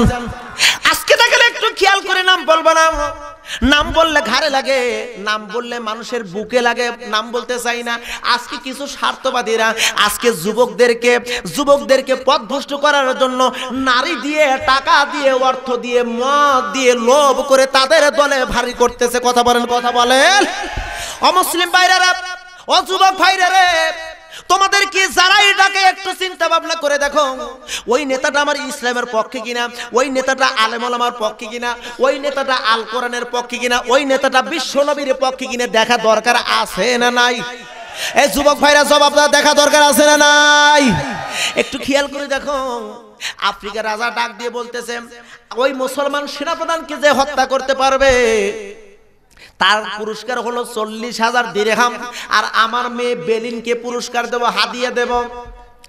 এই পুরস্কারের লোভে কিছু পাগল যুবক নাম লেখা দিল সৈন্যর তালিকায়। এদিকে কাফের ওই রাজা জারজিরের সৈন্য হয়ে গেল 2 লক্ষ। জোরে বলুন কয় লক্ষ? আরো জোরে বলুন কয় লক্ষ? হলো না? জবান খুলে বলুন কয় লক্ষ? খবরটা চলে গেছে মুসলমানদের শিবিরে। মুসলমানরা জানতে পেরেছে মুসলমানদের বিরুদ্ধে তারা যুদ্ধ ঘোষণা করবে, এমনকি সেনাপ্রধানকে মারার জন্য পুরস্কার ঘোষণা করা হলো। এই মুসলমানদের ভিতরে একজন ছোট্ট যুবক ছিল, এ তরুণ, এ আল্লাহর নবীর সাহাবী।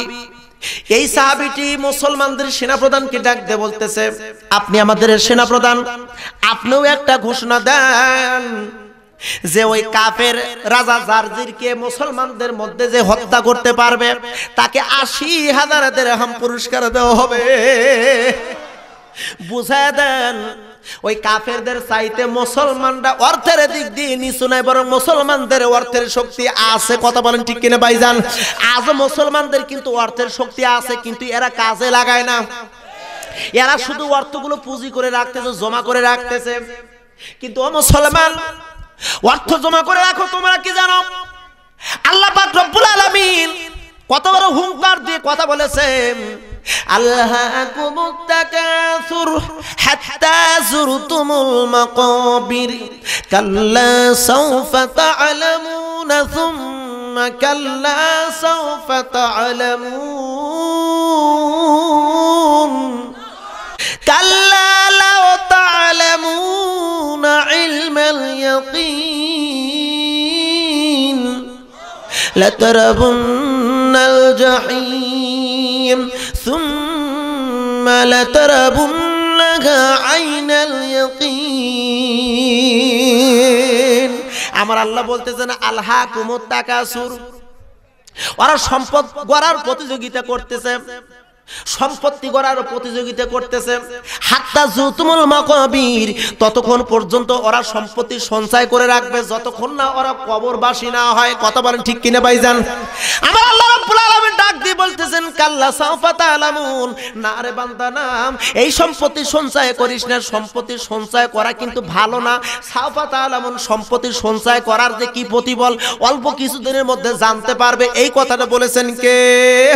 সূরা হুমাযার ভিতরে আমার আল্লাহ বলেছেন ওয়াইলুল লিকুল্লি হুমাযাতিল লুমাযাতিনিল্লাযী জামাআ মালান ওয়া আদ্দাদা ইয়াহসাবু আন্না মালাহু আখলাদা কাল্লা লা ينبذن في الحطمة وما أدراك ما الحطمة الله أكبر আমার আল্লাহ বলেছেন ওয়াইলুল লিকুল্লি হুমাযাতিল লুমাযা। আল্লাহ বলেছেন দুই ব্যক্তির উপর অভিশাপ, যারা সম্পত্তি সঞ্চয় করে রাখে আর গীবত করে। সম্পত্তি সঞ্চয় করে রাখে আর কি করে? এদের উপর অভিশাপ করবেন কে? আরো জোরে জবান খুলে বলুন কে? মুসলমানদের সম্পত্তি আছে। আমার মুসলমান বন্ধুগণ একটুখানি মনোযোগ দিয়ে শুনবেন। সম্পত্তি সঞ্চয় করার বিষয়ে আমার আল্লাহ বারবার নিষেধাজ্ঞা করেছে। তাহলে কি সম্পত্তি সঞ্চয় করা যাবে? আওয়াজ না দিলে হবে না ভাই, করা যাবে? ও মুসলমান বন্ধুগণ, মুসলমানদের কিন্তু সম্পত্তি আল্লাহ পাক দান করেছেন। এবার মুসলমানদের সেনাপ্রধান ঘোষণা দেয়, ও মুসলমান মুজাহিদিরা শোনো, যদি তোমরা তোমাদের মধ্য থেকে একজন মুসলমান যদি ওই রাজা জারজিরকে হত্যা করতে পারো, তাহলে আমি তাকে 80,000 দিরহাম পুরস্কার দেব। শুধু 80,000 দিরহাম নয়, বরং রাজা জারজিরের মেয়েকে যদি আমরা পাই, ওই রাজা জারজিরের মেয়েকে ও হাদিয়া হিসেবে দিয়ে দেব।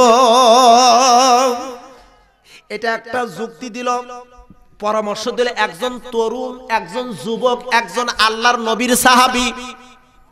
এই তরুণ যখন যুক্তি দিল, তরুণের পরামর্শ অনুযায়ী সাদ বিন আবি ওয়াক্কাস ঘোষণা যখন দিল, ভাই মুসলমানদের ভিতরে একটা আলোড়ন সৃষ্টি হলো, বিশৃঙ্খলার সৃষ্টি হলো।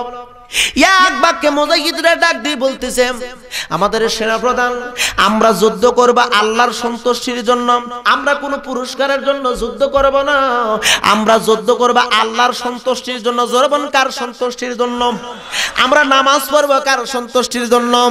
আমরা রোজা রাখবো কার সন্তুষ্টির জন্য? আমরা পরিবারের বিবি বাচ্চাদেরকে খাওয়াবো কার সন্তুষ্টির জন্য? আমরা নেতৃত্ব দেব কার সন্তুষ্টির জন্য? আমরা রাজনীতি করব কার সন্তুষ্টির জন্য? আল্লাহর সন্তুষ্টির রাজনীতি কি হচ্ছে? আওয়াজ না দিলে হবে না, হচ্ছে। অমুসলিম ভাইরা একটা কথা মনে রাখেন, ইসলাম কমপ্লিট কোড অফ লাইফ। ইসলাম হলো মানুষের পরিপূর্ণ জীবন ব্যবস্থা। ইসলাম হলো মানুষের কি ব্যবস্থা? আওয়াজ দিয়ে বলুন কি ব্যবস্থা? পরিপূর্ণ জীবন ব্যবস্থা। শুধু নামাজ, রোজা, হজ, যাকাত এটার নামই ইসলাম নাম। ইসলাম হলো আপনি সকাল থেকে ঘর থেকে বের হলেন, সকালবেলা ঘর থেকে বের হলেন, সন্ধ্যা পর্যন্ত আপনি ঘরে ফিরতে যাবতীয় কাজ যা কিছু করবেন সবগুলো ইসলামের মধ্যে থাকার দরকার। এই নির্দেশটা কার? আরো জোরে বলুন নির্দেশটা কার? অমুসলিম ভাইরা রে, এই ঘোষণা দেওয়ার পর মুসলমানরা এক বাক্যে বলল, আমাদের সেনাপ্রধান, আমরা এই ঘোষণা এটা আমরা মানি না, পুরস্কারের লোভে আমরা যুদ্ধ করব না। এবার এই ছোট্ট তরুণ যুবক দাঁড়ায় বলল, ও আল্লাহর মুজাহিদিরা, আমরা তো পুরস্কারের লোভে আমরা যুদ্ধ করব না, কিন্তু কাফেরদেরকে বুঝাই দেব মুসলমান সম্পদের নিছো না, মুসলমানদের সম্পত্তির কম নাই, কে মুসলমানদের সম্পত্তি আছে। কাফেরদেরকে বুঝাই দেব তাদের চাইতে সম্পত্তি আল্লাহ আমাদের অনেক বেশি দিয়েছে। আমার মুসলমান বন্ধুগণ, এবার মুসলমানগুলো শান্ত হলো, যুদ্ধের দিন তারিখ নির্ধারণ করা হলো, যুদ্ধ এবার শুরু হয়ে গেছে। এবার মুসলমান মুষ্টিমেয় কতিপয় মুসলমান কিতাবের ভিতর আসছে, কোন কিতাবে আসছে 10,000, কোন কিতাবে আসছে 15,000, কোন কিতাবে আসছে 30,000 মুসলমান। এবার যাই হোক, এই অল্প মুষ্টিমেয় মুসলমান এবার ওই 2 লক্ষ সৈন্যর বিরুদ্ধে যুদ্ধ, 2 লক্ষ আর এদিকে ধরেন 30,000, 2 লক্ষ সৈন্য যদি 30,000 মুসলমানদের ঘেরাও করে, তাহলে একটা করে মুসলমানকে কয়জন করে ইহুদি ধরবে? বেশ কয়েকজন, তাই না ভাইজান? একজন পাও ধরবে, একজন ঠ্যাং ধরবে, মুসলমান শেষ। কিন্তু মুসলমান শুনে রাখেন, উত্তম জাতি কারা দেখেন? এই মাত্র মুষ্টিমেয় কতিপয় মুসলমান যখন যুদ্ধের ময়দানে ঢুকলো ভাই, এদের তরবারির শক্তির চাইতে এদের নারায়ে তাকবীর আল্লাহু আকবারের শক্তি সব চাইতে বড় ছিল। মুসলমান যেদিকে যায়, ওই কাফের বেঈমানেরা মুসলমানদের থেকে অনেক দূরে পালায়া যেতে থাকে। যখন আল্লাহু আকবার, একদিন, 2 দিন, 3 দিন করতে করতে এবার 7টা দিন অতিক্রম হলো। জোরে বলুন কয়দিন? আরো জোরে বলুন কয়দিন? 7 দিন যখন অতিক্রম হলো ভাই, এবার 7 দিনের শেষে এবার খবর আসলো রাজা জারজির কতল হয়ে গেছে, জাহান্নামী হয়ে গেছে। রাজা জারজিরের মেয়ে বেলিনকেও মুসলমানরা আয়ত্ত করেছে।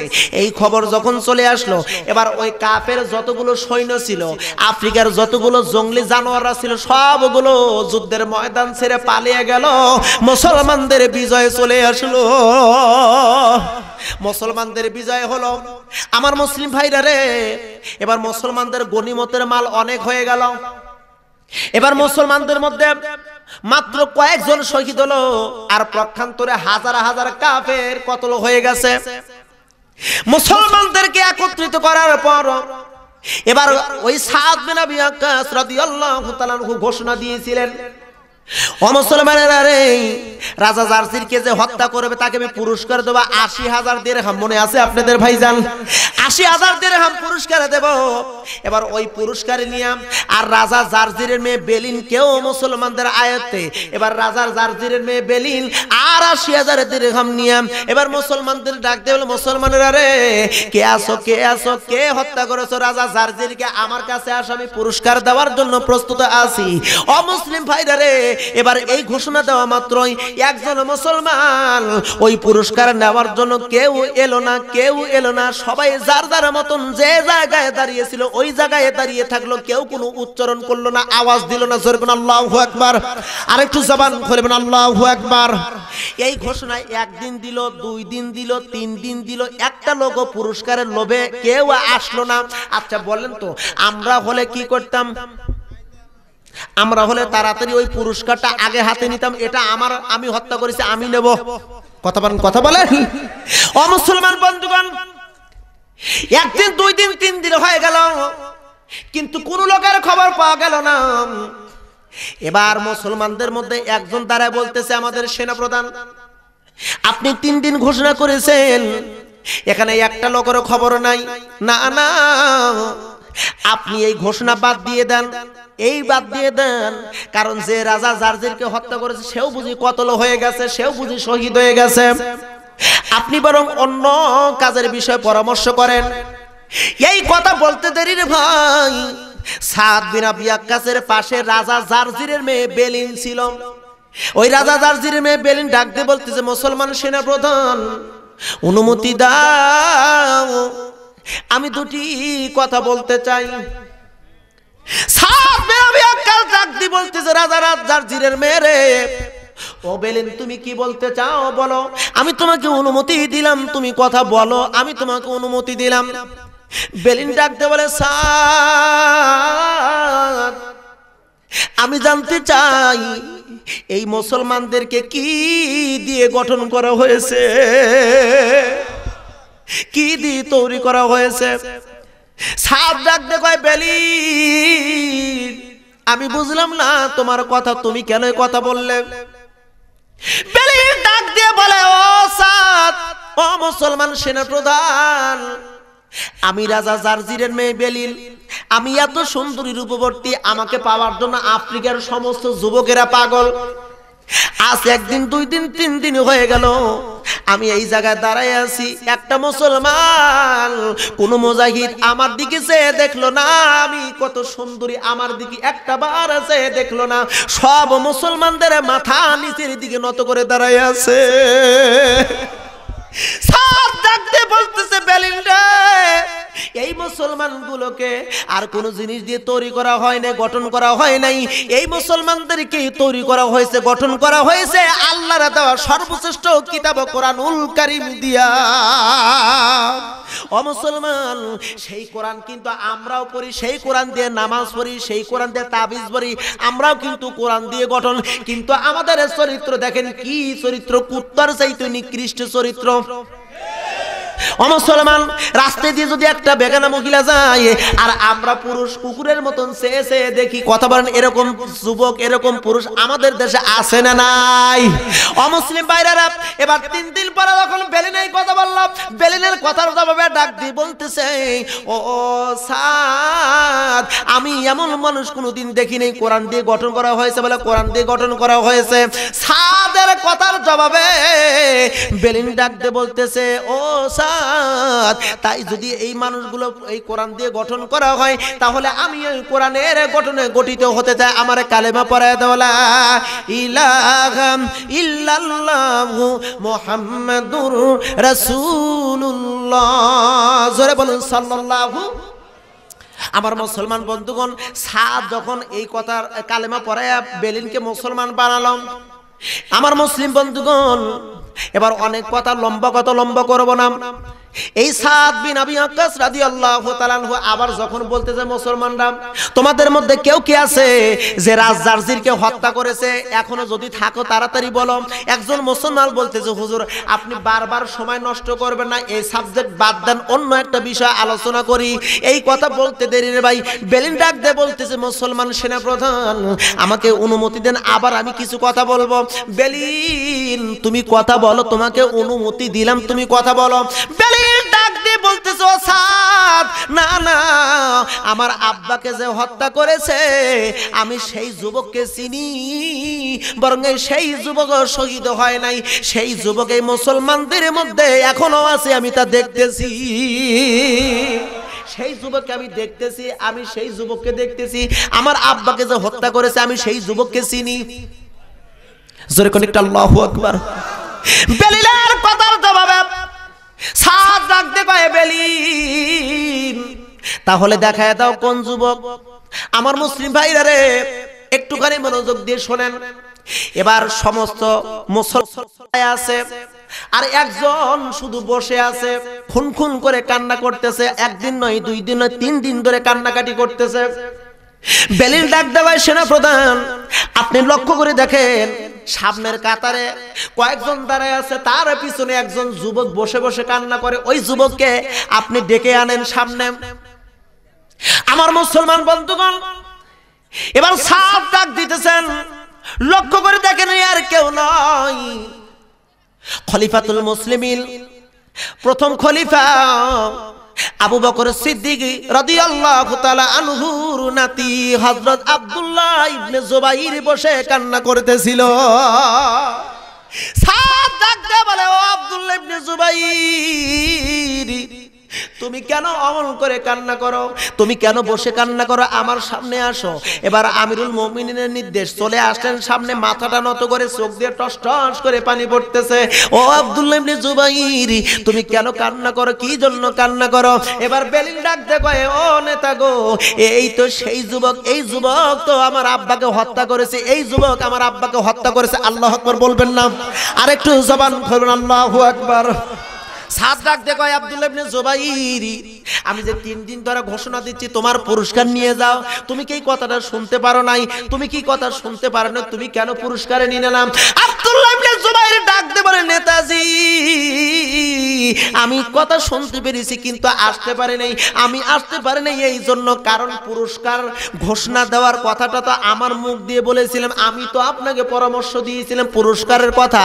ও আব্দুল, ও নেতাজি, শুধু তাই নয়, আরো কিছু ঘটনা আছে যুদ্ধের ময়দানে, যেই ঘটনার সম্মুখীন হয়ে আমি শেষ পর্যন্ত এই রাজা জারজিরকে হত্যা করতে পেরেছি। অমুসলিম বন্ধুগণ, আপনারা কি শুনতে চান এই আব্দুল্লাহ ইবনে জুবাইর কেমনে রাজা জারজিরকে হত্যা করলো? বলবো নাকি?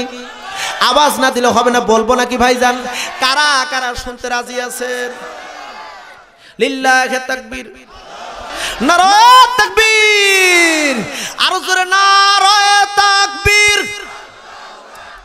আল কোরআনের আলোক, আল হাদিসের আলোক, ইসলাম ছাড়া অন্য কিছু, আল কোরআন ছাড়া অন্য কিছু,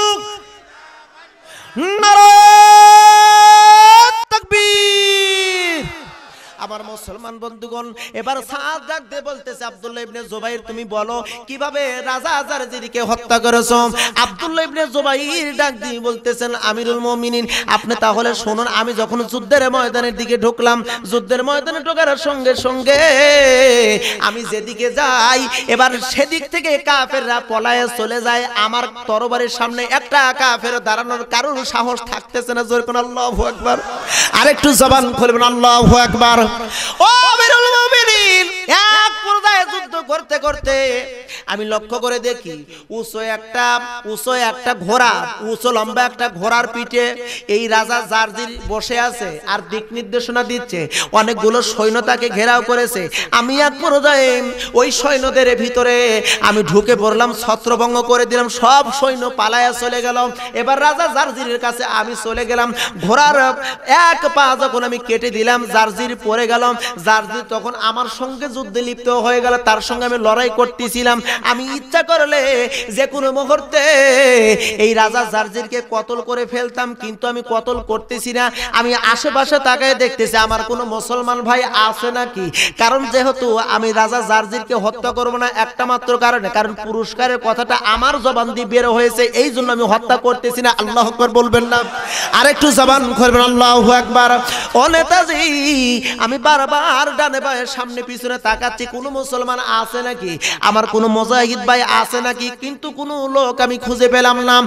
এক পর্যায়ে আমি যখন যুদ্ধ করতে করতে আমার মনের ভিতর একটা কথা জাগ্রত হতে লাগলো, আমাকে বারবার বিবেক ডাক দিয়ে বলতে, আব্দুল্লাহ ইবনে জুবাইর তুমি যদি এক পর্যায়ে এই রাজা জারজিরের সাথে যুদ্ধ করতে করতে এক পর্যায়ে রাজা জারজিরের তরবারিটি তোমার গায়ে যদি লাগে আর তুমি যদি শহীদ হয়ে যাও, আর এই শহীদ হওয়ার কারণে এই যুদ্ধের মোড় যদি ঘুরে যায়, বরং কাফেররা যদি বিজয় হয়ে যায়, মুসলমানদের যদি জানমালের ক্ষতি হয়, কিয়ামতের ময়দানে তোমাকে আসামির কাঠগড়ায় দাঁড়াতে হবে। না না, ও আব্দুল্লাহ ইবনে জুবাইর তুমি ঘুরে দাঁড়াও আর বাতিলের বিরুদ্ধে কঠিন আকারে অস্ত্র ধারণ করো। ও ইমানদার মুসলমানেরা রে, ও উত্তম জাতির লোকেরা শোনো, তুমিও মুসলমান, তুমি ইমানদার, তুমিও মুসলমান, তুমি একজন নবীর ওয়ারিস, তুমি একজন নবীর রূহানি সন্তান, তুমি একজন মুসলমান, তুমিও জান্নাতে যাবে, এই আশা ভরসা আমাদের আছে না নাই?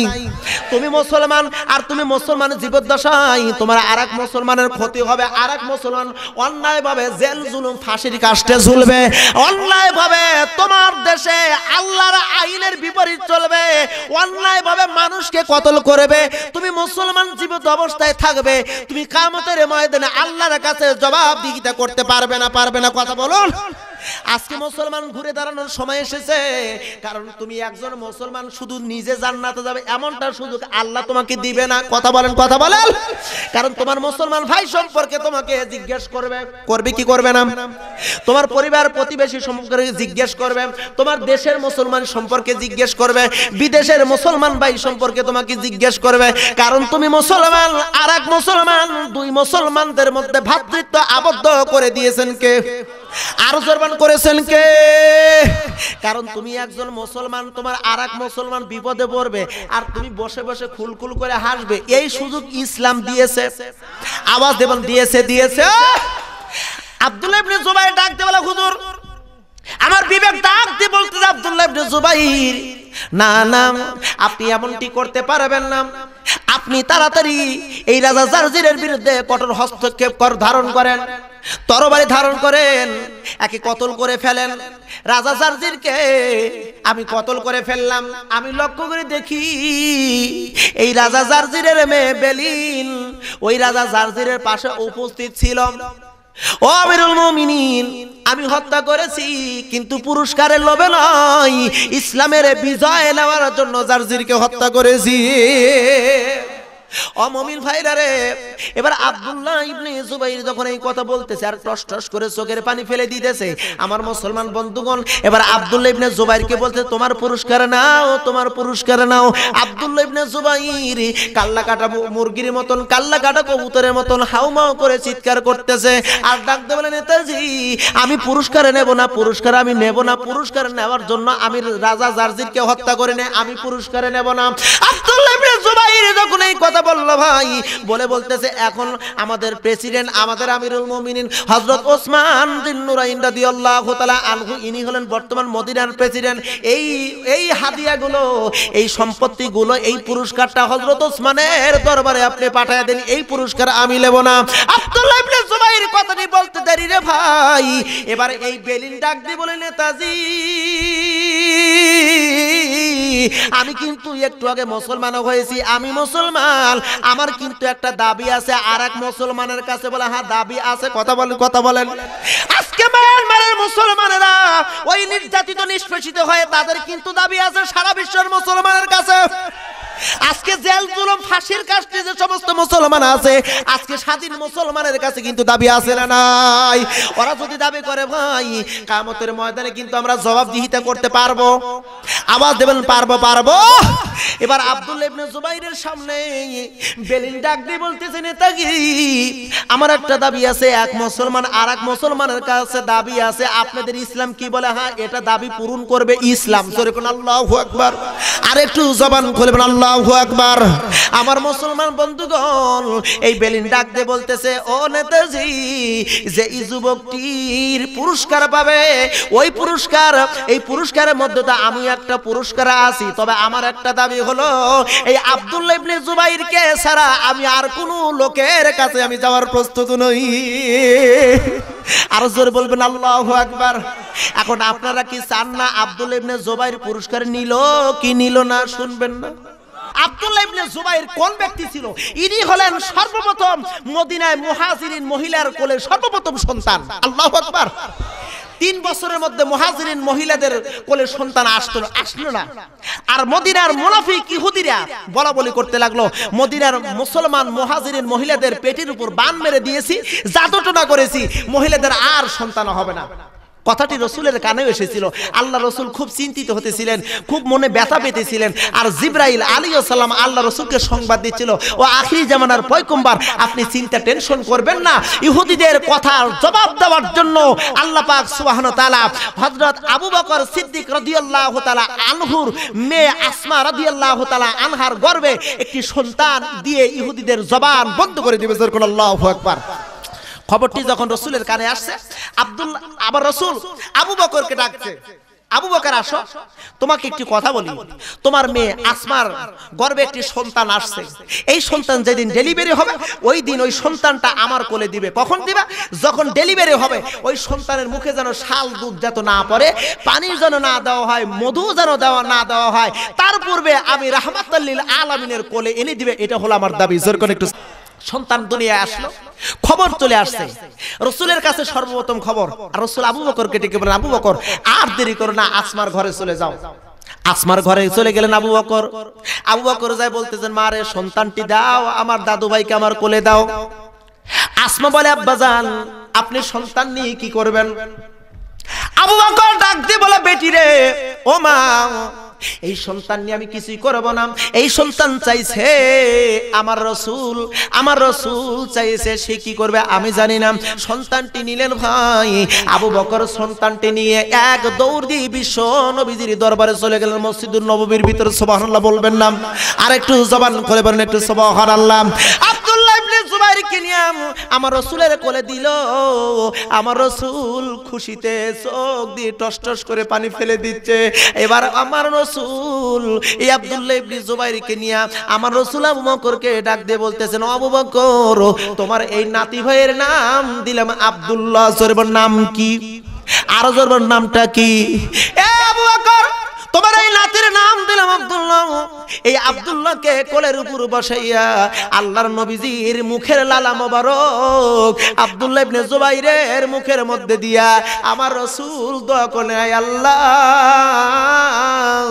এই আব্দুল্লাহকে তুমি এই যুগ শ্রেষ্ঠ ফকিহ আলেম তুমি বানাইয়ে দিও। ও আল্লাহ, এই আব্দুল্লাহ ইবনে জুবাইরকে যেন শয়তান ওয়াসওয়াসা না করতে পারে। এই আব্দুল্লাহ ইবনে জুবাইরকে দিয়া ইসলামের বড় বড় তুমি উপকার করে দিও। আমার মুসলমান বন্ধুগণ, কিতাবের মধ্যে আছে, ও মুসলিম ভাইরা রে, আব্দুল্লাহ ইবনে জুবাইর সম্পর্কে অনেক কথা আছে, আমি কি বলবো নাকি দুটি কথা? আমার মুসলমান বন্ধুগণ, হযরত আবু বকর সিদ্দিক রাদিয়াল্লাহু তাআলা আনহুর শাসনামলে হযরত খালিদ বিন ওয়ালিদ রাদিয়াল্লাহু তাআলা আনহুকে পাঠিয়ে দেওয়া হয়েছিল যুদ্ধের ময়দানে, রোমাকদের বিরুদ্ধে যুদ্ধের ময়দানে পাঠিয়ে দেওয়া হয়েছিল। ইয়ারমুকের যুদ্ধে, এই যুদ্ধে খালিদ বিন ওয়ালিদ সেনা প্রধান, আর ওই যুদ্ধে খালিদ বিন ওয়ালিদ চলে গেছে। কিন্তু চলে যাওয়ার পরপরই আবু বকর সিদ্দিক রাদিয়াল্লাহু তাআলা দুনিয়া থেকে বিদায় হয়ে গেছে। আবু বকর বিদায় হওয়ার পর এবার হযরত ওমর হলো খেলাফতের মসনদে বসলো। হযরত ওমর রাদিয়াল্লাহু তাআলা খেলাফতের মসনদে বসলেন। একটা চিঠি লিখলেন, এই চিঠিটা খালিদ বিন ওয়ালিদের কাছে চলে গেল। এই চিঠিটি খালিদ বিন ওয়ালিদ পড়তেছিল। ওই সময় আর কোনো সাহাবী এমন আর কোনো মুসলমান ছিল না। খালিদ বিন ওয়ালিদ রাদিয়াল্লাহু তাআলা চিঠি পড়তেছেন আর চোখ দিয়ে অজর ধারে পানি ছেড়ে দিচ্ছিলেন। এই চোখের পানি পড়া দেখছিল একটাই মাত্র আব্দুল্লাহ ইবনে জুবাইর দেখে খালিদ চোখ দিয়ে পানি টস টস করে ফেলে দেয়। এবার আব্দুল্লাহ ইবনে জুবাইর ডাক দিয়ে বলে, খালিদ গো, আপনি কেন চোখ দিয়ে পানি ফেলে দেন? আপনি কেন কাঁদেন? কিসের চিঠি এসেছে? কোন জায়গার চিঠি এসেছে? খালিদ ডাক দিয়ে বলে, আব্দুল্লাহ ইবনে জুবাইর এই চিঠি দিয়েছে হযরত ওমর, আর হযরত ওমর লিখেছে আবু বকর সিদ্দিক রাদিয়াল্লাহু তাআলা আনহু দুনিয়া থেকে বিদায় হয়ে গেছে। দুনিয়া থেকে বিদায় হয়ে গেছে। এখন দ্বিতীয় খলিফা হযরত ওমর। দ্বিতীয় খলিফার নাম কি? আরো জোরে বলেন, দ্বিতীয় খলিফার নাম কি? আমার মুসলমান বন্ধুগণ, ওই চিঠির মধ্যে অনেক কথা লেখা ছিল, আমি বলবো না, সময় পেলে অন্য একদিন বলবো আপনাদের মাঝে। আব্দুল্লাহ ইবনে জুবাইর ডাক দিয়ে বলে, আর কি লেখা আছে? এবার আব্দুল্লাহ ইবনে জুবাইরকে বলতেছে, ও আব্দুল্লাহ ইবনে জুবাইর, তুমি শোনো, চিঠির মধ্যে লেখা রয়েছে, খালিদ রে, আমি ওমর নির্দেশ দিলাম তুমি এখন সেনা প্রধান আছো, কিন্তু তোমার সেনা প্রধানের দায়িত্ব ছেড়ে দিয়া তুমি নিজে আব্দুল্লাহ ইবনে জুবাইরকে সেনা প্রধান বানায় দাও। আরেকটু জবান খুলে বলবেন আল্লাহু আকবার। আরেকটু জবান খুলে বলবেন আল্লাহু আকবার। এ আব্দুল্লাহ ইবনে জুবাইর, হযরত ওমর নির্দেশ দিয়েছে তুমি হবে সেনা প্রধান, তুমি এখন সেনা প্রধান হবে, এটা হযরত ওমরের নির্দেশ। এই নির্দেশ পাওয়া মাত্রই আব্দুল্লাহ ইবনে জুবাইর বলতেছে, না না, আমি তো যুদ্ধের কলা কৌশল জানি না, আমি যুদ্ধের কোনো অভিজ্ঞতা জানি না, আপনি বলেন সবচাইতে অভিজ্ঞ, আপনি সেনা প্রধান হন, আমি সেনা প্রধানের দায়িত্ব নেব না। আব্দুল্লাহ ইবনে জুবাইরকে খালিদ ডাক দিয়ে বলতেছে, আব্দুল্লাহ ইবনে জুবাইর, না হতে পারে না, তোমাকেই সেনা প্রধানের দায়িত্ব নিতে হবে। এক পর্যায়ে আব্দুল্লাহ ইবনে জুবাইর সেনা প্রধানের দায়িত্ব নিল। আল্লাহু আকবার বলবেন না ভাইজান? একটা তরুণ, একটা যুবক খেলাফতের দায়িত্ব নিলেন, ওই মুসলমানদের সেনা প্রধানের দায়িত্ব নিলেন। দায়িত্ব নেওয়ার পরে অল্প কিছুদিনের পর রোমক সম্রাটদের পক্ষ থেকে একটা পত্র আসলো। এই পত্রের মধ্যে লেখা রয়েছে, মুসলমান সেনাপ্রধান, এদিকে রোমক দল, রোম সম্রাটের পক্ষ থেকে 1 নয় 2 নয় 6 লক্ষ সৈন্য মজুদ করা হয়েছে। জোরবন কয় লক্ষ? আরো জোরবন কয় লক্ষ? আর মাত্র মুসলমানদের সৈন্য সংখ্যা হলো মাত্র 30,000। মুসলমানদের সৈন্য সংখ্যা হলো মাত্র 30,000। এবার রোমান সম্রাট আরো লিখেছে, ওই 6 লক্ষ সৈন্য যুদ্ধের ময়দানে যাবে না, মাত্র যাবে হলো 60,000। এই 60,000 সৈন্যের বিরুদ্ধে তোমরা যদি যুদ্ধ করে বিজয় আনতে পারো তাহলে তোমাদের বিজয় হবে, নতুবা তোমাদের বিজয় হবে না। 60,000 মাত্র যুদ্ধ করবে মুসলমানদের বিরুদ্ধে। এই পত্র পাওয়ার পর আব্দুল্লাহ ইবনে জুবাইর রাদিয়াল্লাহু তাআলা আনহু এবার একটা জরুরি পরামর্শ বসলেন রে ভাই। এই পরামর্শের ভিতরে আব্দুল্লাহ ইবনে জুবাইর তিনি কথা উপস্থাপন করতেছেন, ও মুসলমান, আমার মুসলিম ভাইরা রে, আপনাদের সামনে কিছু কথা উপস্থাপন করব। ওদিকে কাফের 60,000 যুদ্ধের ময়দানে আসবে, কিন্তু আমার 30,000 মুসলমান পাঠাবো না, মাত্র পাঠাবো 10 জন মুসলমান। জোরে বলুন কয়জন? আরো জোরে বলুন কয়জন? মাত্র 10 জন মুসলমান পাঠাবো। তোমাদের মধ্যে এই 10 জন সৈন্য কে কে যাবে ওই 60,000 বিরুদ্ধে যুদ্ধ করার জন্য? কে কে যাবে? আমার মুসলিম ভাইরা রে, এই কথা বলার সঙ্গে সঙ্গে 1 নম্বর বলে, 1 নম্বরে কে আছো দাঁড়াও। 1 নম্বরে একজন দাঁড়ালো, 2 নম্বরে আরেকজন দাঁড়ালো, 3 নম্বরে আরেকজন দাঁড়ালো, 4 নম্বরে আরেকজন দাঁড়ালো, 5 নম্বরে আরেকজন দাঁড়ালো, 6 নম্বরে আরেকজন দাঁড়ালো, 7 নম্বরে খালিদ বিন ওয়ালিদ রাদিয়াল্লাহু তাআলা আনহু দাঁড়িয়ে গেল।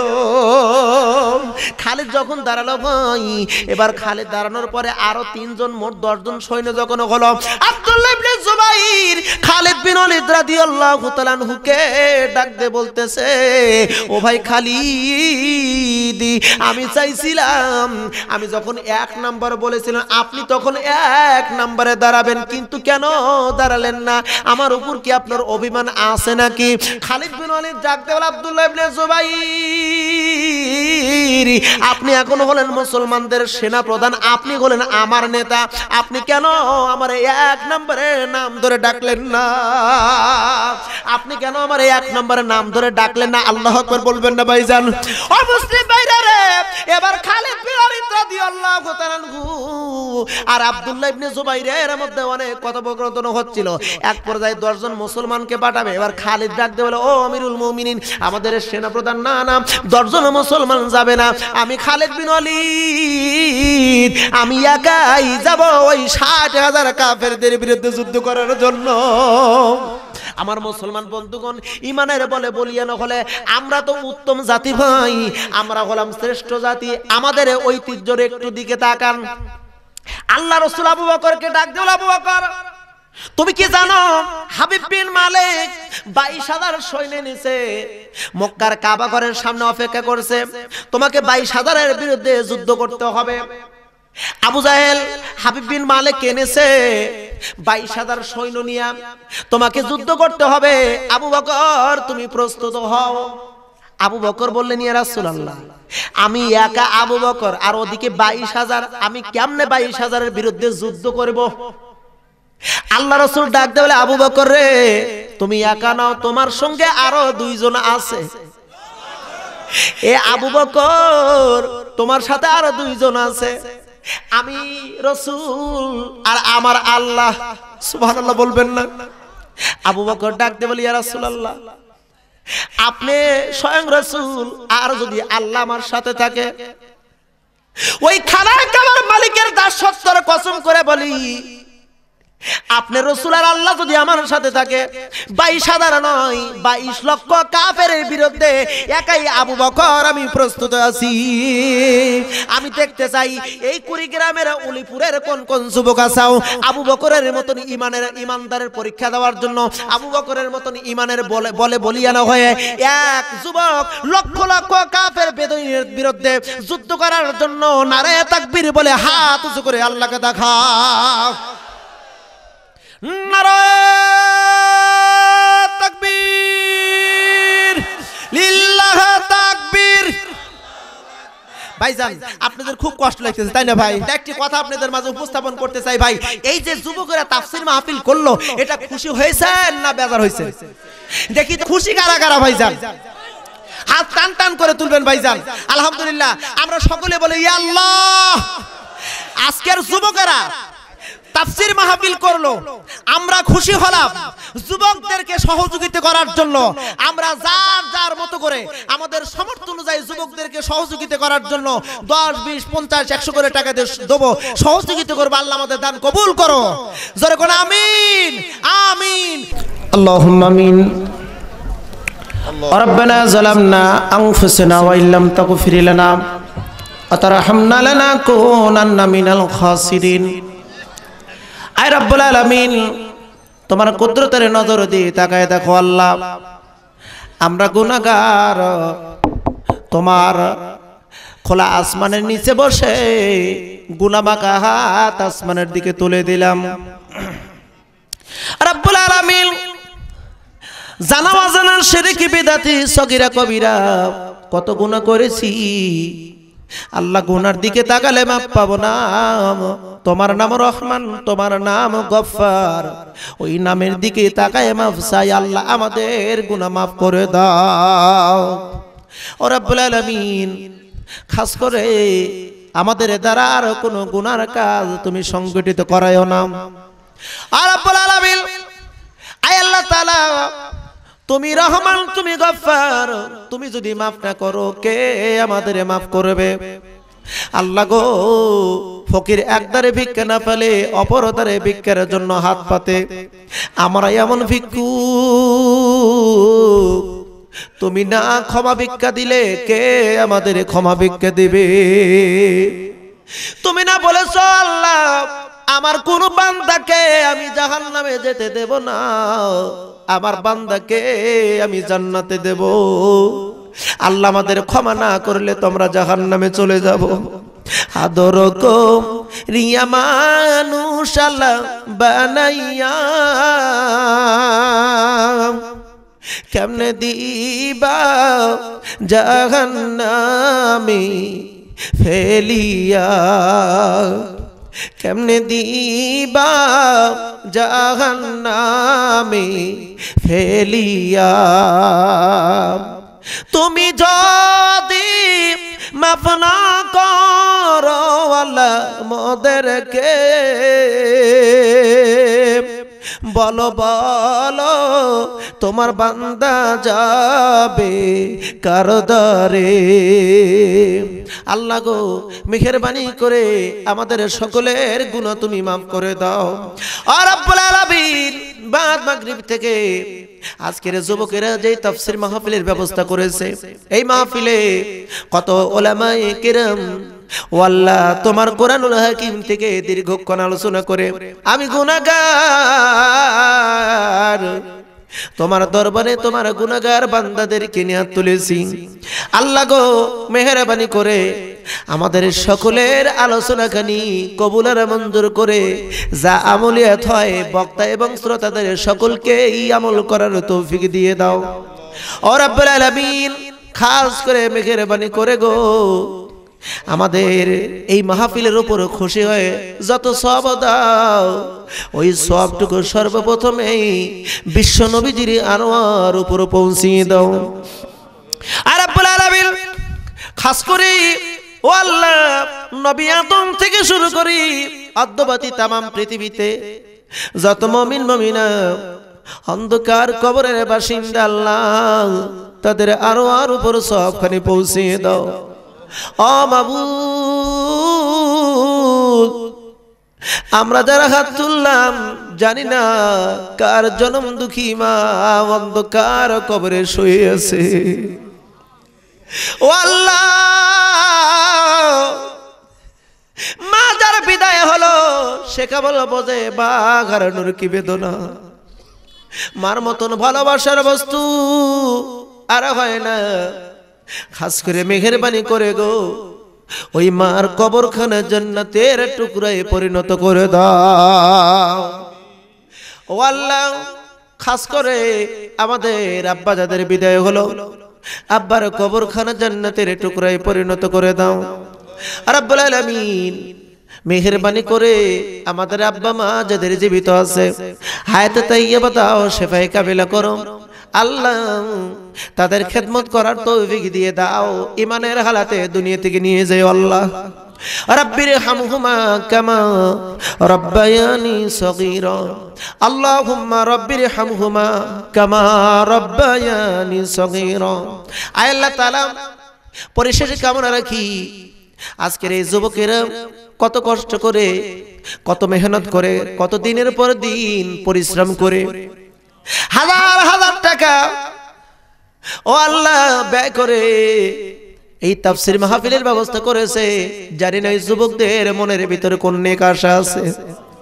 আল্লাহ তুমি তো অন্তর্যামী, মেহেরবানি করে গো ওই যুবকদের অন্তরের নেক মকসদ তুমি পূরণ করে দাও। ওই যুবকদেরকে আমির হামজা, ওমর, আলী, ওসমানের মতন কবুল করো আল্লাহ রাব্বুল আলামিন।